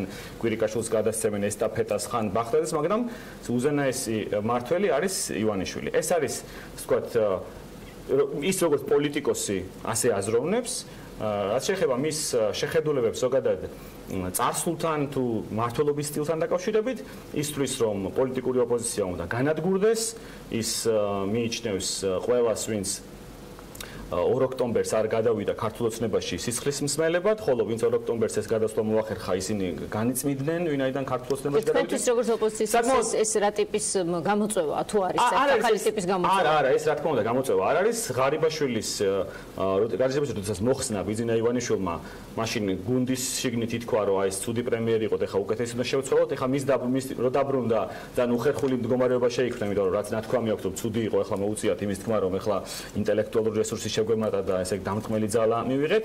ჩემი აზრით ივანიშვილი ცდილობს ამით, რომ ეგრეთ წოდებული ძველი გვარდია და ძველი გვარდიის მომხრე ამომრჩევლები, ასე ვთქვათ, შემოიმტკიცოს, არ გაჩნდეს ეჭვი, რომ მთლიანად აქცენტი გააკეთა ახალ გუნდზე, ეგრეთ წოდებული კობახიძის გუნდზე და ამით ცდილობს ამის დაბალანსებას, ვთქვათ, ღარიბაშვილის ფიგურით. ესე მგონია, თუმცა ის რომ ღარიბაშვილი კონკრეტულ პირებზე არის განაწყენებული და ასე ვთქვათ, ამ უარყოფით მუხტს რომ შეიტანს პარტიაში, ეს კიდევ უფრო დააჩქარებს იმ რღვევის პროცესს, რომელიც დაწყებულია ქართულ ოცნებაში. მოდი ბატონ ზალას ვკითხოთ რა ტიპის პერსპექტივას ხედავს ის პარტიისთვის ირაკლი ღარიბაშვილთან. ღარიბაშვილი არის ფიგურა, რომელიც 2012 წელს ბიძინა ივანიშვილთან და ქართულ ოცნების გუნდთან ერთად სოფელ შემოიარა იმისთვის, რომ ბატონი ოთარ კახიძის გუნდი დაემარცხებინენ და ეს გამოვიდა. ეს შედეგი მიღწეული იქნა ნაციონალ მოძრაობა. დამარცხებული იქნა, გაშვებული იქნა ხელისუფლებიდან, ნამუც ანა მისი ასე ვთქვათ პოლიტიკურ პროცესში დაბრუნებისა არის იგივე შეგვიძლია ვთქვათ, ჩვენ გვაქვს გამოცანები, ჩვენ გვაქვს წინ არ მარტო საარჩევნო თვალსაზრისით, არამედ მმართველი პარტია გზნობს პასუხისმგებლობას, რომელიც აქვს ბევრი მიმართულების საზოგადოების წინაშე და ირაკლი ღარიბაშვილი როგორც თავისი ასე ვთქვათ ავტორიტეტის და მე მინდა გაგახსენოთ, გასაგებია რომ არ აღფრთოვანდება ირაკლი ღარიბაშვილის დაბრუნებით, არავინ არ ითხოვს ამას. სხვადასხვა მე გარკვეულ ეთიკას დავიცავდი, მაგალითად აი ბატონი ოთარ კახიძის გუნდში ვინმე რა დაბრუნებული იყო ძველი და ნუ შევეცდებოდი რომ დიდად არ შესულიყავ სიღრმეებში მათი პარტიული საკითხების გაანხილვის. მაგრამ ხო ხედავთ აი შანს ბატონო მე ვთხოვე სიღრმეში შესვლა პრინციპში რომ მე თქვა მე ამას ვიფასებ სხვანაირად მაგრამ არის თქვენი გუნდისთვის და გილოცავთ მის შემომატებას ძალიან დიდი შეგრძნია. არის აუცილებელი ნიცშე და ფროიდი ხა მაინდა-მაინც ხა ამაში იყო ძალიან განსწავლა. არის აუცილებელი ნებისმიერი განცხადება ჩემო ოთარ ნებისმიერი განცხადება რომელიც ხარიშხალივით მოყვა. აი გრიგალივით მოყვა ეს დასახელების ფილოსოფოსი. აი ნიაღვარივით მოყვა განცხადებები და ეს დესტრუქციული თავის შინაარსის ფორმი და შინაარსის დესტრუქციული განცხადებები ირაკლი ღარიბაშვილის დაბრუნებას. რატომ ეხა თუ მართლა ასე თქვა ფიგურა როგორც ბატონი ოთარი წარმოაჩენს და ცდილობს წარმოაჩინოს და თუ კი მისთვის არაფერს ნიშნავს და საშიშროება არ არის მისთვის პოლიტიკურად, რატომ იხარჯებით ამ სიტყვას, რატომ ხარჯავთ ასე თქვა ამ მოვლენას. აი ხა არაფერებს წერან ძალიან დაიხარჯეთ. სინამდვილეში მისი როლი რეგიონებშიც ჩვენს პარტიულ აქტივთან იმ ადამიანებთან რომელთაც შექმნეს ეს გამარჯვება არის საკმაოდ დიდი და ბუნებრივია ქართული ოცნება რღვევის პროცესის შეჩერება შეძლებს. პარტია საერთიანოს ბიძინა ივანიშვილი. მან დააფუძნა ის ხელმძღვანელობს, ის მას შესწევს ზალა, რომ ქართული ოცნება გამარჯვებისთვის გაიყვანოს მათ შორის 2020 წელს და ძალიან ადრე აუშვეს. ბატონ ზაზა იშლება თვალსაჩინო. არაფერი არ იშლება ძალიან გქონდა, არ არის ეს სწორი შეფასება ნინო მაბადია დიდი პატივისცემით, მაგრამ არაფერი არ იშლება, ადამიანი გადის გასაგებია, თუმცა პროცესი გრძელდება და მე მინდა მათ შორის გამოვეხმაო, რომ იქ ანონსში კრიზისი იყო, ნახსენები. კრიზისი არის, როდესაც შერდება ყველაფერი, კოლაფსია და უნარო არის გადაწყვეტილების მიღება. შერდება კოლაფსია და რომ პრობლემისკენ მიდის ის კრიზისი. ყველა სუბიექტი იქნება საპარლამენტო უმრავლესობაში სამთავრობო გუნდში მუშაობს, ყოველი დღე არის დაგეგმილი ჩვენი ამოცანები ამ მხრივ არის ასეთი ძალიან ნათელი და ძალიან მკაფიო ინსტიტუციურად მათ შორის პარლამენტში კრიზისიო დღე არ გავა რომ მინისტრი არ მოვიდეს დღეს ხვალ საგარეო საქმეთა მინისტრი არ გავა რომ ვინმე მართლაც მიგევა რომ მე ვინმე არ უთხრას არ წახვიდეო ან წადიო არ უთხრას ეს რა ტიპის პროცესია არ არის ეს კრიზისი გუშინ წიწულუკიანმა ვერ გავიგეთ ვერაფრით რატომ თქვა რომ მივდივარო მე პრემიერმა თქვა რომ არ მიდისო მე ითქვა რომ პროცესი იყო ძალიან გასაგები და წულკენ აღარ წავიდა. მოკლედ, ოღონდ საჯარო პერსონამ არ გითხრა, რატომ მიდიოდა, რატომ აღარ წავიდა. თავარი თემა რა იყო მისთვის პრინციპი? გუნდის მდგომარეობის გამომხატველი და დამადასტურებელი გახლავთ ის თუ როგორ მოქმედებს გუნდი. ის სუბიექტები, რომელთაც გვაქვს პასუხისმგებლობა აღებული საკანონმდებლო თუ აღმასრულებელ დონეზე, როგორ უძღვებით ამ პროცესს. და ეს პროცესი არის ჯანსაღი, არის განჭრეტადი, არის ძალიან აქტიური, დინამიური, ყოველდღიურად მე შემთხვევით არ მიხსენებია.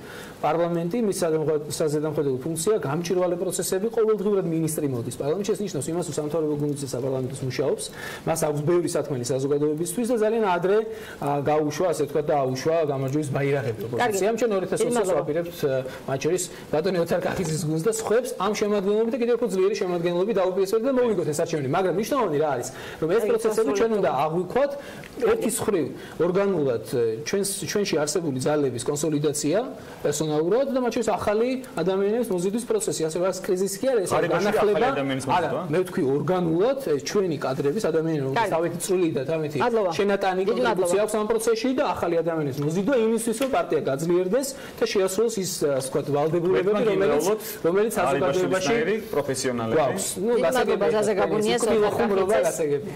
და ჩვენ ამ თემით შიდა პოლიტიკური პროცესის ანალიზით დავბრუნდებით რეკლამის შემდეგ ჩვენ სტუმრები იქნებიან სანდრო ბარამიძე თავისუფალი დემოკრატებიდან დავით ზურაბიშვილი რესპუბლიკური პარტიიდან ასევე იურისტი სოფია ხორგვანი დროებით დაგვალოდით.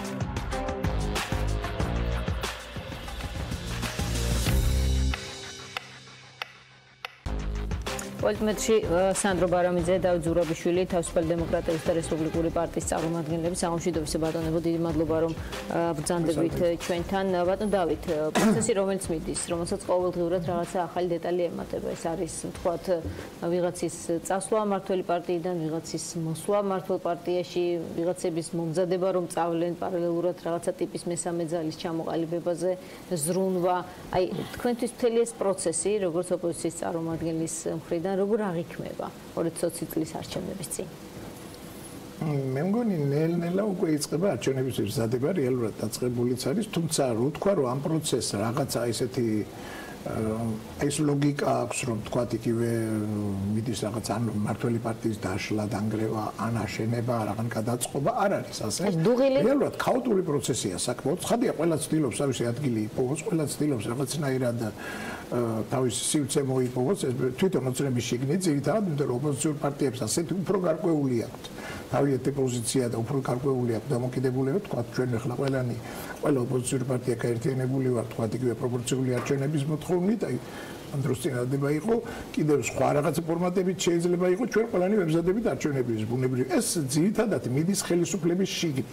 და ის რაც მიდის ხელისუფლების შიგნით, ეს ძალიან ლოგიკურია იმ მართლობის სისტემიდან, იმ მართლობის სტილიდან გამომდინარე, რაც აქვს ხელისუფლებას კონკრეტულად მართველი პარტიის თავმჯდომარეს. აი მისი მართვის სტილიდან გამომდინარე, რაც ხდება, ყველაფერი არის ძალიან ბუნებრივი და ლოგიკური, გარკვეულწილად და ეს ქაოსი და ქაოტურობა უბრალოდ გაგრძელდება, იმიტომ რომ ეს არ გაჩერდება, შეუძლებელია ეს გაჩერდეს, იმიტომ რომ ბიძინა ივანიშვილი მუდამ ცდილობდა და აქამდე ასე თუ ისე რაღაცნაირად ახერხებდა, ზოგჯერ ვერ ახერხებდა, რომ ძალიან მარტივად, ესე იგი ერთი დანიშნული მტერი ნაციონალური მოძრაობა, რომლის ასე ვთქვათ, მოსulis საფრთხით უნდა უზრუნველყოს წარმატება და პლუს თავის შიგნით თავის გარემოცვაში სხვადასხვა ერთმანეთთან დაპირისპირებული, ზოგჯერ ერთმანეთთან წავედ დაპირისპირებული წრეების და ადამიანების და პიროვნებების რაღაცა გაერთიანებას, ისე რომ თან ისინი ერთმანეთში ბუდობრივად კონდეთ დაპირისპირება.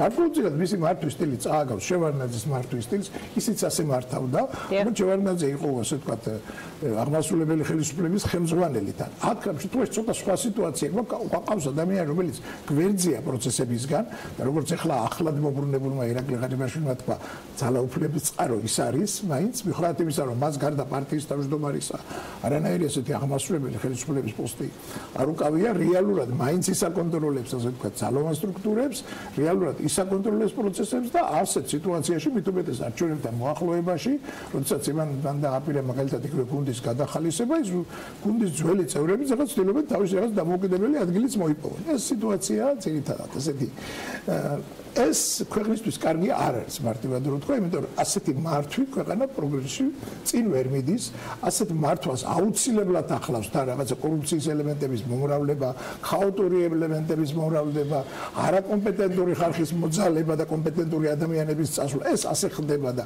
ასე მომხდარა და ვინც ასე დააპირებს ქვეყნის მართვას, მუდმივად ასე მოხდება, მაგრამ სამწუხაროდ მე იმის იმედი ნამდვილად არ მაქვს არანაირად, რომ ვინმე ხელისუფლებაში ამას კარგად გაიაზრებს, ან თვითონ ბიძინა ივანიშვილი ან ვინმე მისი მტობით აღჭურვილი პირი, მე მგონია რომ ეს პროცესი კიდევ გაუარესდება, წინ გველოდება ხელისუფლებაში უფრო მეტი კრიზისები, უფრო მეტი რაღაც გადამოჯგუფებები, ხალხის უკმაყოფილების მეტი ზრდა, არც იმას გამოურიცხავთ, იმის მსგავსი სკანდალები კიდე იყოს და არანაკლები ხმაურიანი, არც ეს არ მგონია გამოურიცხული და საბოლოო ჯამში ყველაფერი გადაწყდება ალბათ 2020 წელს, როცა გვიხდება საპარლამენტო არჩევნები, ანუ ჩვენ ვაპირებთ ამ გზით წასვლას თუ ვაპირებთ რეალურად შეცვალო ეს ვითარება.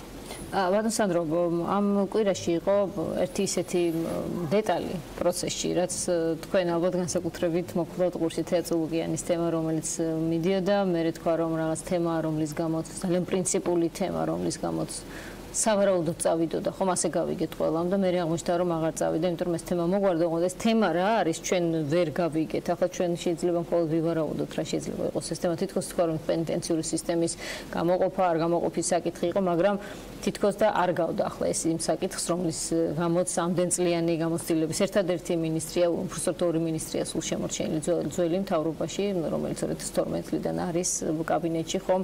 აი რა თემა არის, ხომ არის გაქვთ თქვენ ინფორმაცია? ხო არ ვარაუდობთ თქვენ რა შეიძლება იყოს ასეთი პრინციპული საკითხი. არ მაქვს არავითარი ინფორმაცია რა თემა იყო, მე ძალიან მაინტერესებს.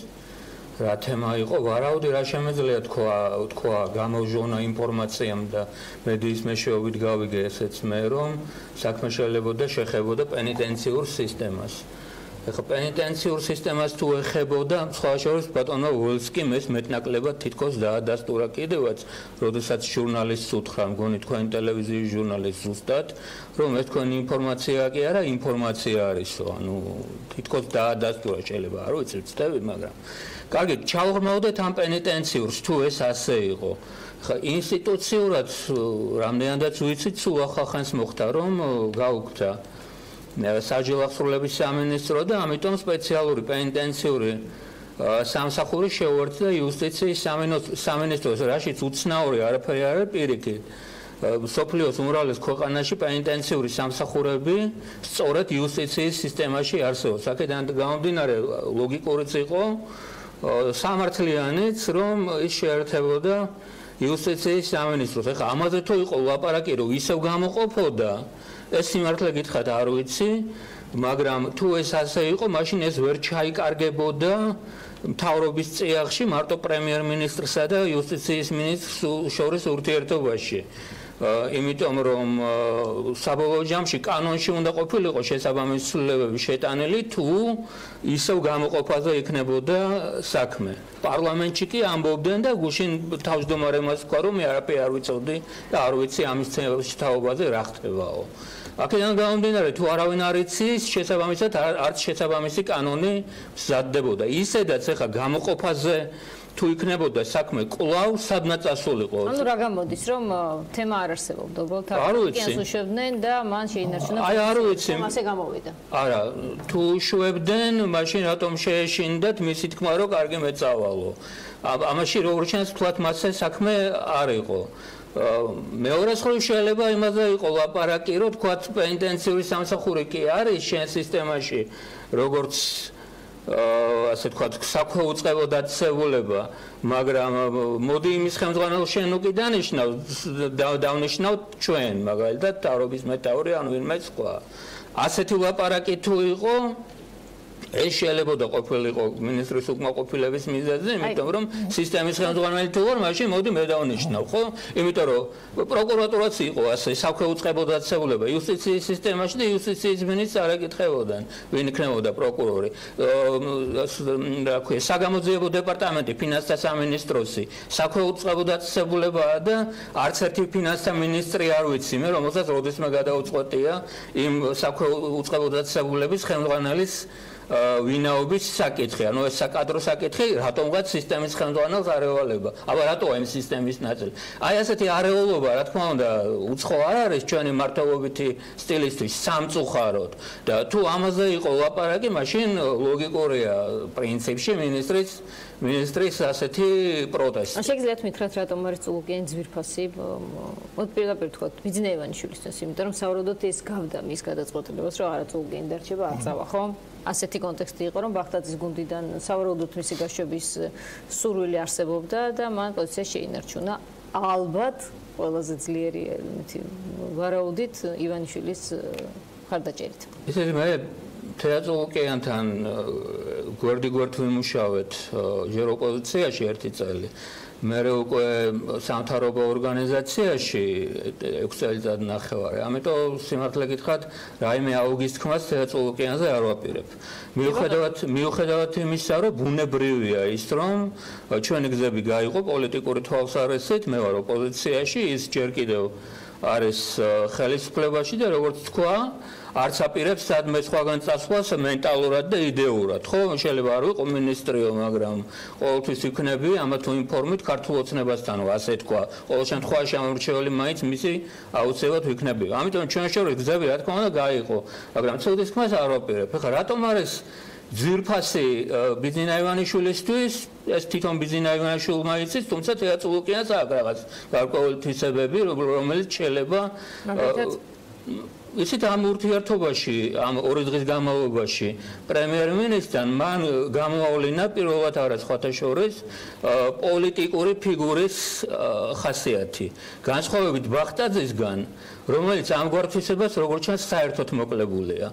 და ეს არის ჩვენი სისტემის ერთ-ერთი მთავარი უბედურება, რომ ხელმძღვანელ ასე ვთქვათ პოზიციებზე, როგორც აღმასრულებელ ხელისუფლებაში, ისე საკანონმდებლო ხელისუფლებაში, შედან არა პოლიტიკოსები, არამედ ვიღაც ადამიანები, რომლებსაც არავით არის პოლიტიკური წარსული, პოლიტიკური ბიოგრაფია, პოლიტიკური გამოცდილება, პოლიტიკური მეტყველების უნარი, სხვა თუ არაფერი არ გააჩნიათ. ეს მან მოიგო და ეს ამიტომაც იყო როგორც თქვენ ბრძანებთ, იმიტომ რომ ის არის თქვენი აზრითაც და ამ დღემდე დაადასტურა მეტად უფრო პოლიტიკური ფიგურა, ვიდრე ყველა დანარჩენი შეიძლება, ვინც არის ეს არის ბიძინა იონიჟის დიდი ღირსება პოლიტიკური. კარგით, მოდით ბატონ დავით მინდა რომ მიცი ამ თემას გამოხმაურების შესაძლებლობა ტულუკიანის. აიცი მე ცოტა განსხვავებული მოსაზრება მაქვს. მე მგონია რომ საერთოდ ამ მართლობის სისტემაში რადგან ვილაპარაკე თავიდან რომელი მინისტრი დარჩეს ან რომელი დაინიშნოს ან რომელი წავიდეს ამას წყვეტს პარტიის თავმჯდომარე მართველი პარტიის თავმჯდომარე სხვა ამას არავინ არ წყვეტს არც პრემიერ-მინისტრი თუ პრემიერ-მინისტრი უნდა რომ ვიღაც გაუშვეს ის აუცილებლად მივადა ასე ვთქვათ ნებართვას აიღებს ამ შემთხვევაში დასტურს მიიღებს ბიძინა ივანიშვილის გარეშე არც ერთი მინისტრი არ მოიხსნება როდესაც გამოვიდა ეს ხმა რომ და ეს ჯერ კულუარებში გავრცელდა ჯერ არ იყო ამაზე ოფიციალურად ლაპარაკი მაგრამ კულუარებში გამოვიდა ეს გაჟონა ინფორმაციამ რომ გადაწყვეტილია თეა წულუკიანის წასვლა ეს ნიშნავდა სხვას არაფერს გაიბისა რომ ბიძინა ივანიშვილი უშვებს თეა წულუკიანს რატომ უშვებს ისთვის არ ვიცი ნამდვილად წარმოადგენა არ მაქვს მაგრამ ეს გადაწყვეტილება არის მიღებული შემდგომში მე დამჩა შტაბ-ბეჭდილება რომ თეა წულუკიანი ასე თქვა უბრალოდ აფორმებდა უკვე მიღებულ გადაწყვეტილებას და პარალელურად ცდილობდა რაღაცნაირად უფრო კარგად მოიჩინა თავი ამ სიტუაციაში იგივე ხელმძღვანელთან იგივე ბიძინა ივანიშვილთან არ ვიცი რამდენად შეცვალა თუ არა ბიძინა ივანიშვილისგან არც ის გაგვიკვირდება რომ გადაეთქვა რაღაცა მოსაზრების გამო არც ის გამოკვირდება და მე უფრო ასე მგონია რომ უბრალოდ ახლა გადაადო მცირე ხნით გადაიდო ეს რახან მან მიიღო ეს გადაწყვეტილება რომ უნდა წასულიყო თეა წულუკიანი და სხვა მოსულიყო მის ნაცვლად რომელიც ამდენი ხანი თვითონ თქვით რომ სერგეენკოსთან ერთადერთი მინისტრია პრაქტიკულად ვინც აი პირველი დღიდანვე არის ხო მე მგონია რომ უახლოეს მომავალში კვლავ დადგება ეს საკითხი. იგივე თეასაც არ უთქვამს ვერამდენად მტკიცეთ რომ ის მინისტრად დარჩა. ის რომ გუნდში დარჩება და ის რომ იქნება ქართულ ოცნებაში და ის რომ არაპირებს არანაირ სხვა ტიპის რაღაც საქმიანობას და სხვა გუნდთან ურთიერთობას ეს მან ძალიან კაფიოდ თქვა. რაც შეეხება მის პოლიტიკურ უნარებს, მას აქვს ნამდვილად პოლიტიკური უნარები, თუმცა ის გამონაკლისია. გარკვეული პოლიტიკური უნარები აქვს, გარკვეულწილად ის მისაღებია უფრო ესეთი კონსერვატიული ტიპის ასეთი აი ნაცმოძრაობის განსაკუთრებით ნეგატიური განწყობილი ამორჩევლისთვის ის ცოტა მისაღები ფიგურაა, თუმცა ასეთი ფიგურების ნაკლებობა არ არის ოცნებაში, იგივე ირაკლი ღარიბაშვილი, რომელიც მოაბრუნა ისეთ დაახლოებით ასეთი ტიპის ამორჩევლისთვის არის ორიენტირი და საერთოდ პოლიტიკოსები ბიძინა ივანიშვილისთვის და მისი მართვის სტილისთვის პოლიტიკოსები პოლიტიკური გამოცდილების მქონე ხალხი თუნდაც პოლიტიკური მეტყველების უნარის აი როგორც სანდრო თქვა ეს მინუსია მხოლოდ ბიძინა ივანიშვილის თავში და არაფერს ის ცდილობს პოლიტიკა აკეთოს პოლიტიკოსების გარეშე რაც დაახლოებით იგივეა რომ ფეხბურთის გუნდი ახლა შეკრიბოდა შეიყვანოს შეგნი ჰოკეისტები კალათბურთელები წყალბურთელები და ფეხბურთელების გარდა ყველა და როგორ მოიგებს ეს გუნდი ერთ რომელიმე თამაშს არა აი ესეთი ვითარება გვაქვს და ასეთ ვითარებაში მე მაინც და მაინც არ ველი რომ რამე სხვანაირად გადაწყდა მე მაინც გონია რომ ძალიან მალე გადაწყვეტილება მიღებული იქნება ბატონ სანდრო კრიზისი არის მართულ გუნდში კრიზისი არის პოლიტიკურ პროცესში არის რა თქმა უნდა ძალიან ღრმა კრიზისია ხელისუფლების წარმომადგენელმა დეპუტატმა ახლა თქვა რომ ეს არ არის ეს არის რა მნიშვნელობა აქვს იმან რა თქვა იმან რა თქვა არავით არ მნიშვნელობა რა ხდება რომ არის კრიზისი შეგიძლიათ აგვიხსნათ აი თუნდაც იმ პროცესებით რაც უმრავლესობის ასე ვთქვათ შაგრენის წყავივით შემცირებას უკავშირდება ხო ხა ფაქტია რომ ჯერტი კრიზისი მარტო აქედან არ დაიწყო კრიზისი მოდი ასე ვთქვათ დაიწყო კვირიკაშვილის იმ დროიდან როცა კვირიკაშვილი ჩამოაცილეს ასე ვთქვათ პრემიერ-მინისტრის თანამდებობას ჩამოაცილეს ძალიან უხეში ფორმით ჩამოაცილეს ყოველად არაკონსტიტუციურად მოდი ასე ვთქვათ იმიტომ რომ სადღაც პარტაქტივის კრებაზე არ უნდა წყდებოდეს ის საკითხი პრემიერ-მინისტრმა უნდა დატოვოს თანამდებობა თუ არა პრემიერ-მინისტრმა უნდა დატოვოს თანამდებობა თუ არა ამას არეგულირებს კონსტიტუცია ამისთვის არსებობს უნდობლობის ვოტუმი და შესაბამისი კონსტიტუციური პროცედურები რომლებიც ამ ვოტუმის გამოცხადებასთან არის დაკავშირებული ასე არ მოხდა ის უბრალოდ აიძულეს ეს პარტაქტივის კრებაზე, სადაც სრული ობსტრუქცია მოუწყვეს და გაჟონა ხო ინფორმაციამ. ყველგან გაჟონა და ყველამ ვიცით. თქვენც იცით ჟურნალისტები. ხო, UNICEF-ის დასკვნაზე ამაზე მაქვს ლაპარაკი. იქიდან დაიწყო მთელი ეს პროცესი, ხო? თუმცა დაიწყო პროცესი, თუმცა კრიზისი მაშინ არ იყო, შეიცვალა პრემიერი. არა, კრიზისია, როცა შეიცვალა პრემიერი, როცა მოყავს პრემიერი, რომელიც პოლიტიკურ წრეებში არავინ არ იცის საერთოდ ვინ არის, რომელსაც არავითარი გავლენა პოლიტიკურ პროცესებზე არ აქვს, რომელსაც ავტორიტეტი თავისი დამოუკიდებელი არავის თვალში არ გააჩნია. ნიშანი იყო, ბახტაძე იყო კრიზისის ნიშანი. გასაკვირველია იყო თავისთავად კრიზისის ნიშანი. ესე იგი, მთავრობას ჩამოცილდა მთელი ჯგუფი, რომლის ნაწილი მე არ ყოფილვარ სიმართლე გითხრათ. მეც იმ დროს წამოვედი, ასე თქვათ, იუსტიციის სამინისტროდან, მაგრამ ამიტომ არ წამოსულვარ სიმართლე გითხრათ, რომ კვირიკაშვილი ჩამოაცილეს ხელისუფლებას. კვირიკაშვილთან ცუდი ურთიერთობა არ მქონია, მაგრამ ასეთ სიახლოვეც არ მქონია. მე არ ვიყავი, თქვათ, დიმიტრი კუმსიშვილი, რომელიც მისი გუნდის წევრი იყო, ხო? მაგრამ თავისთავად მთავრობიდან მთელი ჯგუფი როცა მიდის, როცა იცლება მთელი მთავრობის ხედვა, რაღაცა თითქოს მემარჯვენე მთავრობა, ახლა სულ მემარცხენე შეხედულებების მქონე მთავრობით ხდება ამის ჩანაცვლება. მე როდესაც ასეთი წიაღწულებია საპრეზიდენტო კანდიდატთან დაკავშირებით და მთელი პირველი ტურში ქართული ოცნების დამარცხება, მოდი ასე ვთქვათ, რასაც არ მოელოდა პირველ რიგში ბიზინა ივანიშვილი თვითონ და არავინ თუნდაც ქართულ ოცნებაში. მეორე ტური დღეს რა ვითარება? ეს კრიზისი გრძელდება და კრიზისი გაგრძელდება არჩენებამდე, რასაკვირველია. და საბოლოო ჯამში დამთავრდება იმითი, რომ ქართული ოცნება ვეღარ გაიმარჯვებს არჩევნებში, რასაც მე მივესალმები, რასაკვირველია, იმიტომ რომ ქართულმა ოცნებამ გამოავლინა სრული უუნარობა ქვეყნის ადეკვატურად, ნორმალურად მართვის საქმეში.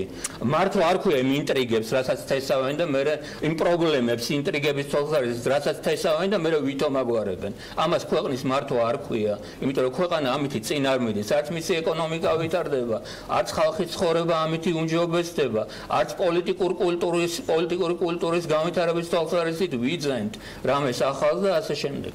ბატონ დავით, შეგიძლიათ მითხრათ, როგორც ბატონმა სანდრომ თქვა ახლა, რომ თესავენ კონკრეტულ ინტრიგებს, რაღაც თემები, რომელსაც თესავს მართველი პარტია და რომელიც მოიგო, რომელიც შედეგით საკუთარი პრაგმატული თვალსაზრისით ხედვით მაინც დადო ისე, როგორც მას უნდოდა.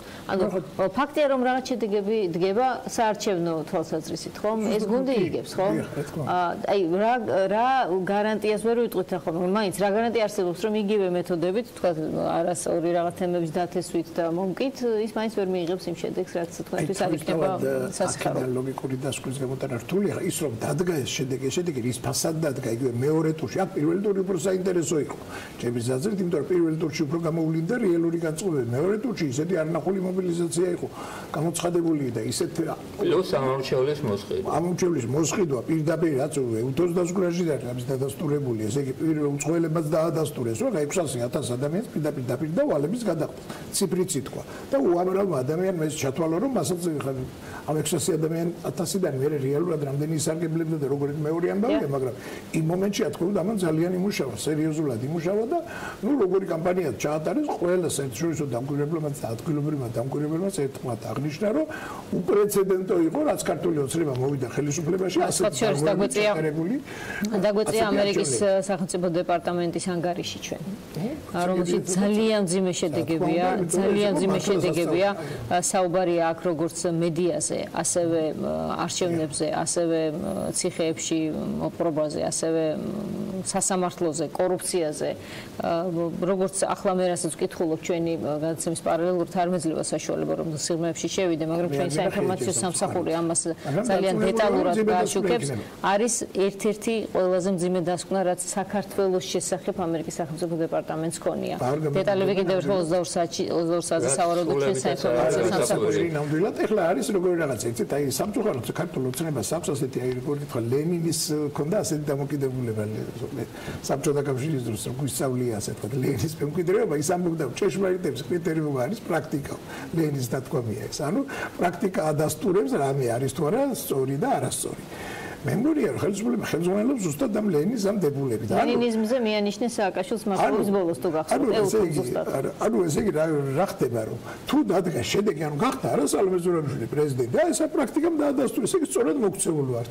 აი მორჩა ამ დროს იგივე ლენინს წაიკითხონ ცოტა ყურადღებით იქ მასაპარაკოს რევოლუციური სიტუაცია დგება მაშინ ქვეყანაში ანუ კრიზისი დგება მაშინ როდესაც ზედაფენები ვეღარ მართავენ აღარ შეუძლიათ მართვა და ქვედანებს აღარ უნდა და ახლა მოდის ეს სიტუაცია ზუსტად მართვა ქვეყანაში არის ვეღარ მართავს ხელისუფლება ეცბიძინა ივანიშვილი ვეღარ მართავს პროცესებს მაგრამ აქ ალტერნატივის თემა რომელიც საზოგადოებამ უნდა დაინახოს პრობლემა აქ არის ძალიან რთული სიტუაცია რასაკვირველია არის ეგრეთ წოდებული ყოფილი ხელისუფლების ხარდამჭერთა საკმაოდ მყარი ნაწილი ამდენიმე ასეული ათასი თქვა 400.000 ფარგლებში რომელიც აი მყარად ნაციონალურ მოძრაობას იმს განვლილი 9 წელის გულშემატკივარია თუ შეიძლება ასე ითქვას მაგრამ არის არანაკლები და უფრო მეტიც რომლებიც შეიძლება არ არიან ნაციონალური მოძრაობის ხარდამჭერი და ბევრი მათგანი მოწინააღმდეგეც იყო მაგრამ ასევე კატეგორიულად მიუღებელია მათთვისაც დღევანდელი მმართველობა აი თუ მოხერხდა და მე დარწმუნებული ვარ ასე მრავალფეროვნებაში არის ხსნა სწორედ ანუ ერთი მმართველი ძალა რომ არ იქნება და რო იქნება რაღაცა კოალიციური ურთიერთობები რეალურად აი ამ სიტუაცია პრაქტიკულად ჩვენ მიგვიყვანს იქამდე რომ ქართული ოცნება დაკარგავს ხელისუფლებას იმიტომ რომ ეს ხო პარტია არ არის ახლა იგივე ნაცმოძრაობა რომელიც ჩვენ ვიყავით ოპოზიციაში მეც და სანდროს მაშინ და ასე ვთქვათ წლები შევალია და ზოგადად ნაცმოძრაობასთან დაპირისპირებას მაგრამ ნაცმოძრაობა არის პოლიტიკური პარტია ის იყო მათი მართვის სტილი იყო მიუღებელი მათი მმართველობა იყო ჩვენთვის მიუღებელი მათ ჩვენ ვებრძოდით და ზოგადად პოლიტიკურად მაგრამ ეს აღმოჩნდა პარტია რომელიც დამარცხების შემდეგ გააგრძელა არსებობა და რომელსაც ყავს ამორჩეველი ქართული ოცნება ისევე გაქრება ხელისუფლებაშიც კი აღარ არის ქართული ოცნება რაც იყო ანუ ისევე გაქრება როგორც კი დაკარგავს ბიზინა ივანიშვილი დაკარგავს აბსოლუტურ უმრავლესობას და მას არ შეეძლება ძალოვან სტრუქტურებზე უშუალო კონტროლის განხორციელება საპარლამენტო უმრავლესობა არ ეკონება ეს არ იქნება მაგრამ ეს თუ დადგა დამთავრებულია საერთოდ არ იარსებობს თუმცა აი როგორც ასეთი ამ მრავალფეროვნებას როცა თქვენ საუბრობთ ხომ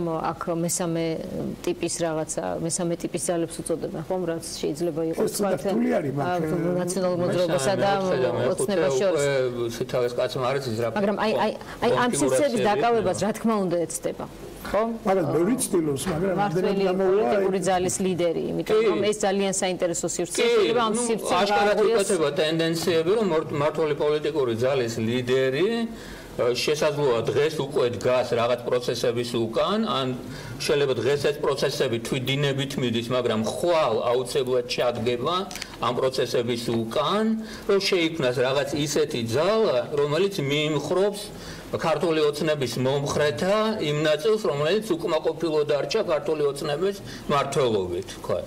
აი ამ დაგვარი ტენდენციები იკვეთება პარლამენტის შიგნითაც და პარლამენტის გარეთაც, შეიძლება ეს ძალები საერთოდ კიდევაც გაერთიანდეს, მაგრამ ამორჩეველი, ასე ვთქვათ, არ იქნება მარტო ამისი ამარა, ხო მართალია, სხვა პროცესებიც გამვითარდება, სხვა კონფიგურაციებიც გამვითარდება ალტერნატიული, ისეთი, რომელიც არც სუფთა ასე ვთქვათ, ნაციონალურია და არც სუფთა, ვთქვათ, ქართული ოცნებისეულია. აქედან გამომდინარე, რაც დათომ თქვა, რომ კოალიციური სიტუაცია უნდა შეიქმნას მომავალ პარლამენტში, ისეთი სიტუაცია უნდა შეიქმნას, სადაც რეალური პოლიტიკური ალიანსები უნდა შეიქმნას უკვე პარლამენტში შიგნით, იმისათვის, რომ ჩამოყალიბდეს რაღაც თავრობა. ეს ჯანსაღი პროცესია, ეს არის ევროპული პროცესი და ამისათვის უნდა ვიზრუნოთ. აი, მოკლედ თუ შეიძლება და მოსოფო ხორგანი ჩვენ კიდევ ერთი რესპონდენტია. სიტუაცია რაც ხდება ქართულ ოცნებაში რაღაცა პროცესები მე გარკვეულწილად მაგონებს აი სულ და 190-იანი წლების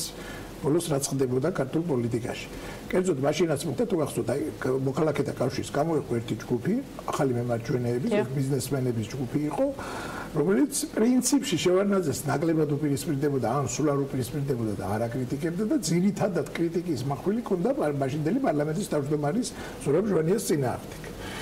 უბრალოდ ეხლა განსხვავება რაშია, იცით რომ უბრალოდ შევარდნაძე უფრო კვალიფიციური იყო მაშინაც. ახალი მემარჯვენეების უფრო კვალიფიციური პარტია იყო და რაღაც გარკვეულ სოციალურ ჯგუფს წარმოადგენდა.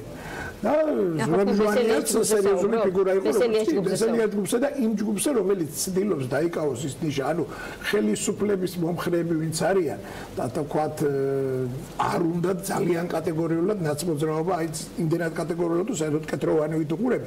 აი ამ ნაწილზე მიდის იგივე ბესელია ჯგუფის, იგივე თქვათ რაღაცას კონსერვატიული ნაწილი ცდილობს ეს მოიპოვოს, უმეტესად პატრიოტთა ალიანსთან დაახლოებული, აი რაღაცა იდეოლოგიით და უფრო შედარებით უფრო ასე ვთქვათ კაკეთილშობილებული პატრიოტთა ალიანსი იყოს.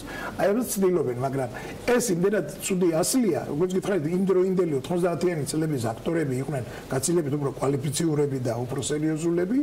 დღეს ეს ყველაფერი ძალიან არასერიოზული ჩანს. იმ გაგებით რომ არა აქვს ამას პერსპექტივა რომ ჩამოყალიბდეს. თუმცა თავარია არჩევნებამდე ყველას დაერქოს თავის სახელი, ყველაფერი იყოს გამჭვირვალე, მაუღლებელმა უფროსებთა აუდიტორია მიწოდეს, რასაც ძლევს მას პოლარიზაციისკენ სამწუხაროდ რაც მე არ მომწონს, მაგრამ უფრო მიდის პოლარიზაციისკენ. ასე მიყავს ხელისუფლებას მიყავს თვითონ ოპოზიციას არასდროს არ მიყავს და ჩვენ არასდროს არ მიყავს ეს სიტუაცია. თვითონ მიყავთ აქ ის თვითონ აყენებს საქმეს რომ მარტო მე ვარ და ზააგაშვილი. დიდი მადლობა ბატონებს სანდრო ბარამიძეს და ვიზურობიშვილს რომლებიც პასუხობდნენ ჩემს შეკითხვებს და გადავალ ჩემს ბოლოს სტუმართან სოფიო ხორგვანთან იურისტთან სოფიო საღამოშიდობისა. მადლობა ეთერში სტუმრობისთვის. მაინტერესებს აი თქვენი გამოხმაურება თემებზე რომელზეც ჩვენ ვისაუბრეთ არის თუ არა კრიზისი მართულ გუნდში და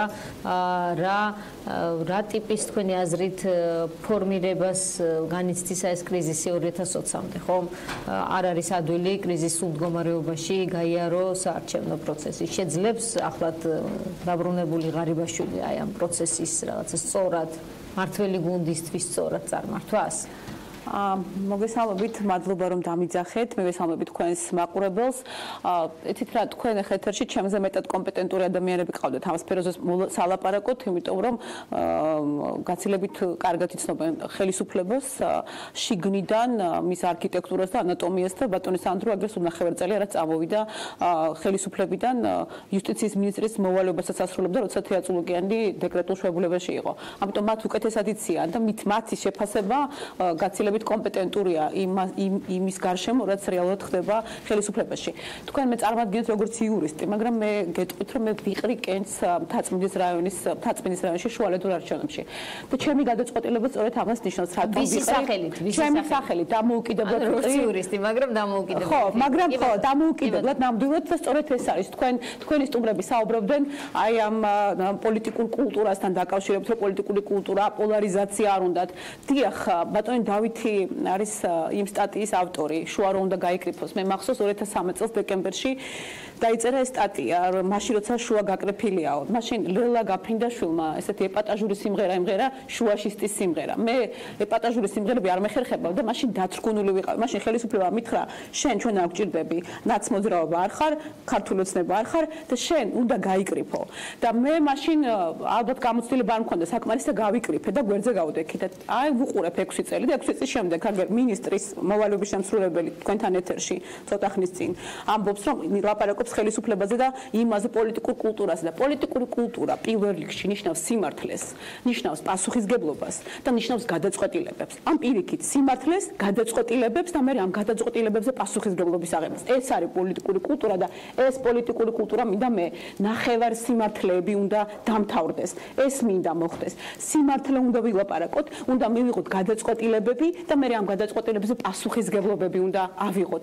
ეს უნდა დავამკვიდროთ და ამიტომ არ მომწონს ის რაც ხდება და სწორედ ამიტომ მივდივარ დამოუკიდებლად ამ ომში. სხვა მე გვერდიდან შეიძლება შევაფასო ვიყო უკმაყოფილო და ასე რაღაცა მოვდიოდი თქვენთან ეთერში და ერთხელ მახსოვს თქვენთან ვიყავ ნინო, ვინ ყავდა სტუმრად ახვლედიანი, მოსამართლე ახვლედიანი და მაშინ თქვი ისე წავა საქმე მეთქი რომ საბოლოო ჯამში შენი და ჩემი ბრალი იქნება ის რაც ხდება ქვეყანაში და ეს ადამიანები ვინც ხელისუფლებაში არიან, თანამდებობებზე არიან, ხელფასებს იღებენ, პრემიებს ირგებენ, იფერებენ, სარგებლობენ ამით და მე არავის არაფერზე პასუხისგებლობის აღება არ უნდა. ეს უნდა დავასრულოთ, მაგრამ მე შენ და მე ვარ დამნაშავე იმაში, რომ პოლიტიკური კულტურა არ არსებობს თურმე. ესენი სიმართლეს მე ლაპარაკობენ და ახლა წამოსულები ხელისუფლებიდან ნახევარ სიმართლეს ლაპარაკობენ. გადაწყვეტილებებზე, რომელიც მათი მმართველობის დროს გამოიქნა მიღებული პასუხისგებლობას არ იღებენ და თურმე მე არ მოსწონთ პოლიტიკური კულტურა. მე სწორედ ეს მინდა რომ შეიცვალოს ნინო და იმიტომ მივდივარ არჩევნებზე. აწმინდა იქნება ძალიან საინტერესო სივრცე. კი, რა თქმა უნდა. მე გეტყვით ერთ რამეს, კი, რა თქმა უნდა. ტენდენციებს გამოგვეც, ხო? კი, რა თქმა უნდა, მე გეტყვით რა შემიძლია ჩემი მხრიდან თქვა. მე შემიძლია არ შევეცდები, ვიცი ეს ომი, მიმუშავია და რაც შემიძლია ნამდვილად თქვა, რომ არ მივცემ არავის უფლებას არჩევნები გამიყალბოს და ყველაფერს გავაკეთებ იმისთვის, რომ ჩემი ინტერესი დავიცვა, ჩემი ინტერესი, როგორც ამ ქვეყნის მოქალაქის ინტერესი და ამ ქვეყნის მოქალაქეების ინტერესი ნამდვილად არის სიმართლე, გადაწყვეტილებები დღეს და ამ გადაწყვეტილებებზე პასუხისგებლობის აღება. და ეს როგორ კეთდება, იცით? იდეა უნდა არსებობდეს. ამ იდეის შესაბამისად სისტემა უნდა აშენდეს და მე შესაბამისი ადამიანები უნდა დასაქმდნენ ამ სისტემაში. და ყველაფერი ასე არეულია. ჯერ ადამიანს პოულობენ, მე რაღაცას არგებენ, მე დღეს სისტემა ხა მაგალითად ცოტა ხნის წინ გვეუბნებიან, რომ განათლება გადაგვარჩენსო. 2013-ს ამას ამბობენ 14-ს და გურამიშვილს კიდევ უფრო მაგრა უწერია განათლებას გავათნების მნიშვნელობაზე და ილია ჭავჭავაძეს კიდევ უფრო მაგარ რაღაცები, მაგრამ მე ეს აღარ მინდა, მე გადაწყვეტილება მინდა. გუშინ მინდოდა გადაწყვეტილება, რომელიც დღეს უკვე რაღაცა შედეგს მომცემდა და არა იმაზე საუბრები, იმაზე რა მაგარი რამეა განათლება, რომ საზღვრებს განათლება დამირღვევს. ხვდებით რაზე ვლაპარაკობ? ჩემთვის ეს არის მნიშვნელოვანი, მეტი სიმართლე, მეტი პასუხისგებლობები და თუ არ დავამკვიდრეთ ჩვენ, თუ ასე არ მოვთხოვეთ, არ შევახსენეთ, არ ვუთხარით, შენ რომ ამას მეუბნებოდი, მე რომ მითხარი გაიკრიფეო და რომ გამკრიფე, ახლა რო არ მოგწონს და მე უკან ვაპირებ დაბრუნებას, მეუბნები არა, შენი ადგილი ისევ არ არის, იმიტომ რომ ან ჩემთან უნდა იყო ნაცმოძრაობასთან, ან რაღაცა გაერთიანებულ ოპოზიციასთან, ან ხელისუფლებასთან და შენ თუ არც ერთი პარტია ზუგს არ გიმაგრებს, შენი ადგილი სოფო აქ არ არის, მაგას მეუბნებიან და მე ვამბობ, რომ იცვლება ტენდენციები. სოფლიოში არ არის ესე, რომ აი კლასიკური მემარცხენე, მემარჯვენე მოძრაობა, სხვა ტიპის ლიდერები შემოდიან. მე ვამბობ, რომ ჩვენ დღეს გვაქვს შანსი მოქალაქეებს, ადამიანებს უფრო აქტიურები ვიყოთ. დღეს რაც არ უნდა ვთქვათ, გვაქვს ძალიან ბევრი თავისუფლება. ძალიან მძიმე საყურებელია და რთული საყურებელია, როცა პანდორას ყუთს თავს მოხდი და ყველაფერი ამოვიდა, ვუყურებთ ამ დუღილს. მძიმე პროცესები არ არის სასიამოვნო საყურებელი, მაგრამ მაინც ალბათ განსაკუთრებული პროცესია. მოხდის გარეშეც გახსნილია ყველა თავის მოხდის განსაკუთრებული ძალისხმევა. ხო, ალბათ იცი თავისუფლებაა მეტი ნინო დღეს. კი, თავისუფლებაა მეტი. კი, თავისუფლებაა მეტი. და ეს არის ფაქტი. ახლა მაგას ვერაფერს რაც უნდა ვთქვა, დღეს მართლა ძალიან ბევრი თავისუფლება გვაქვს და აი ამ თავისუფლების პასუხისგებლობით ტარებას თუ ვისწავლით, მე აუცილებლად გავარღვევთ ამ მოძრაობულ წრეს. მადლობა თქვენ. ხორგვანს, რომელიც საუბრობდა ჩვენთან ეთერში. პოლიტმეტრი დღეს ამით დასრულებულია, თქვენ წინგელით ახალი ამბები საღამოს უფრო სწორად გვიან ღამით 23 საათსა და 30 წუთზე კი ღამის ამბები დიანა ტრაპაიძესთან და გია ხუხაშვილთან ერთად საინტერესო ანალიზს გიმზადებენ, ასე რომ დაელოდეთ მათ.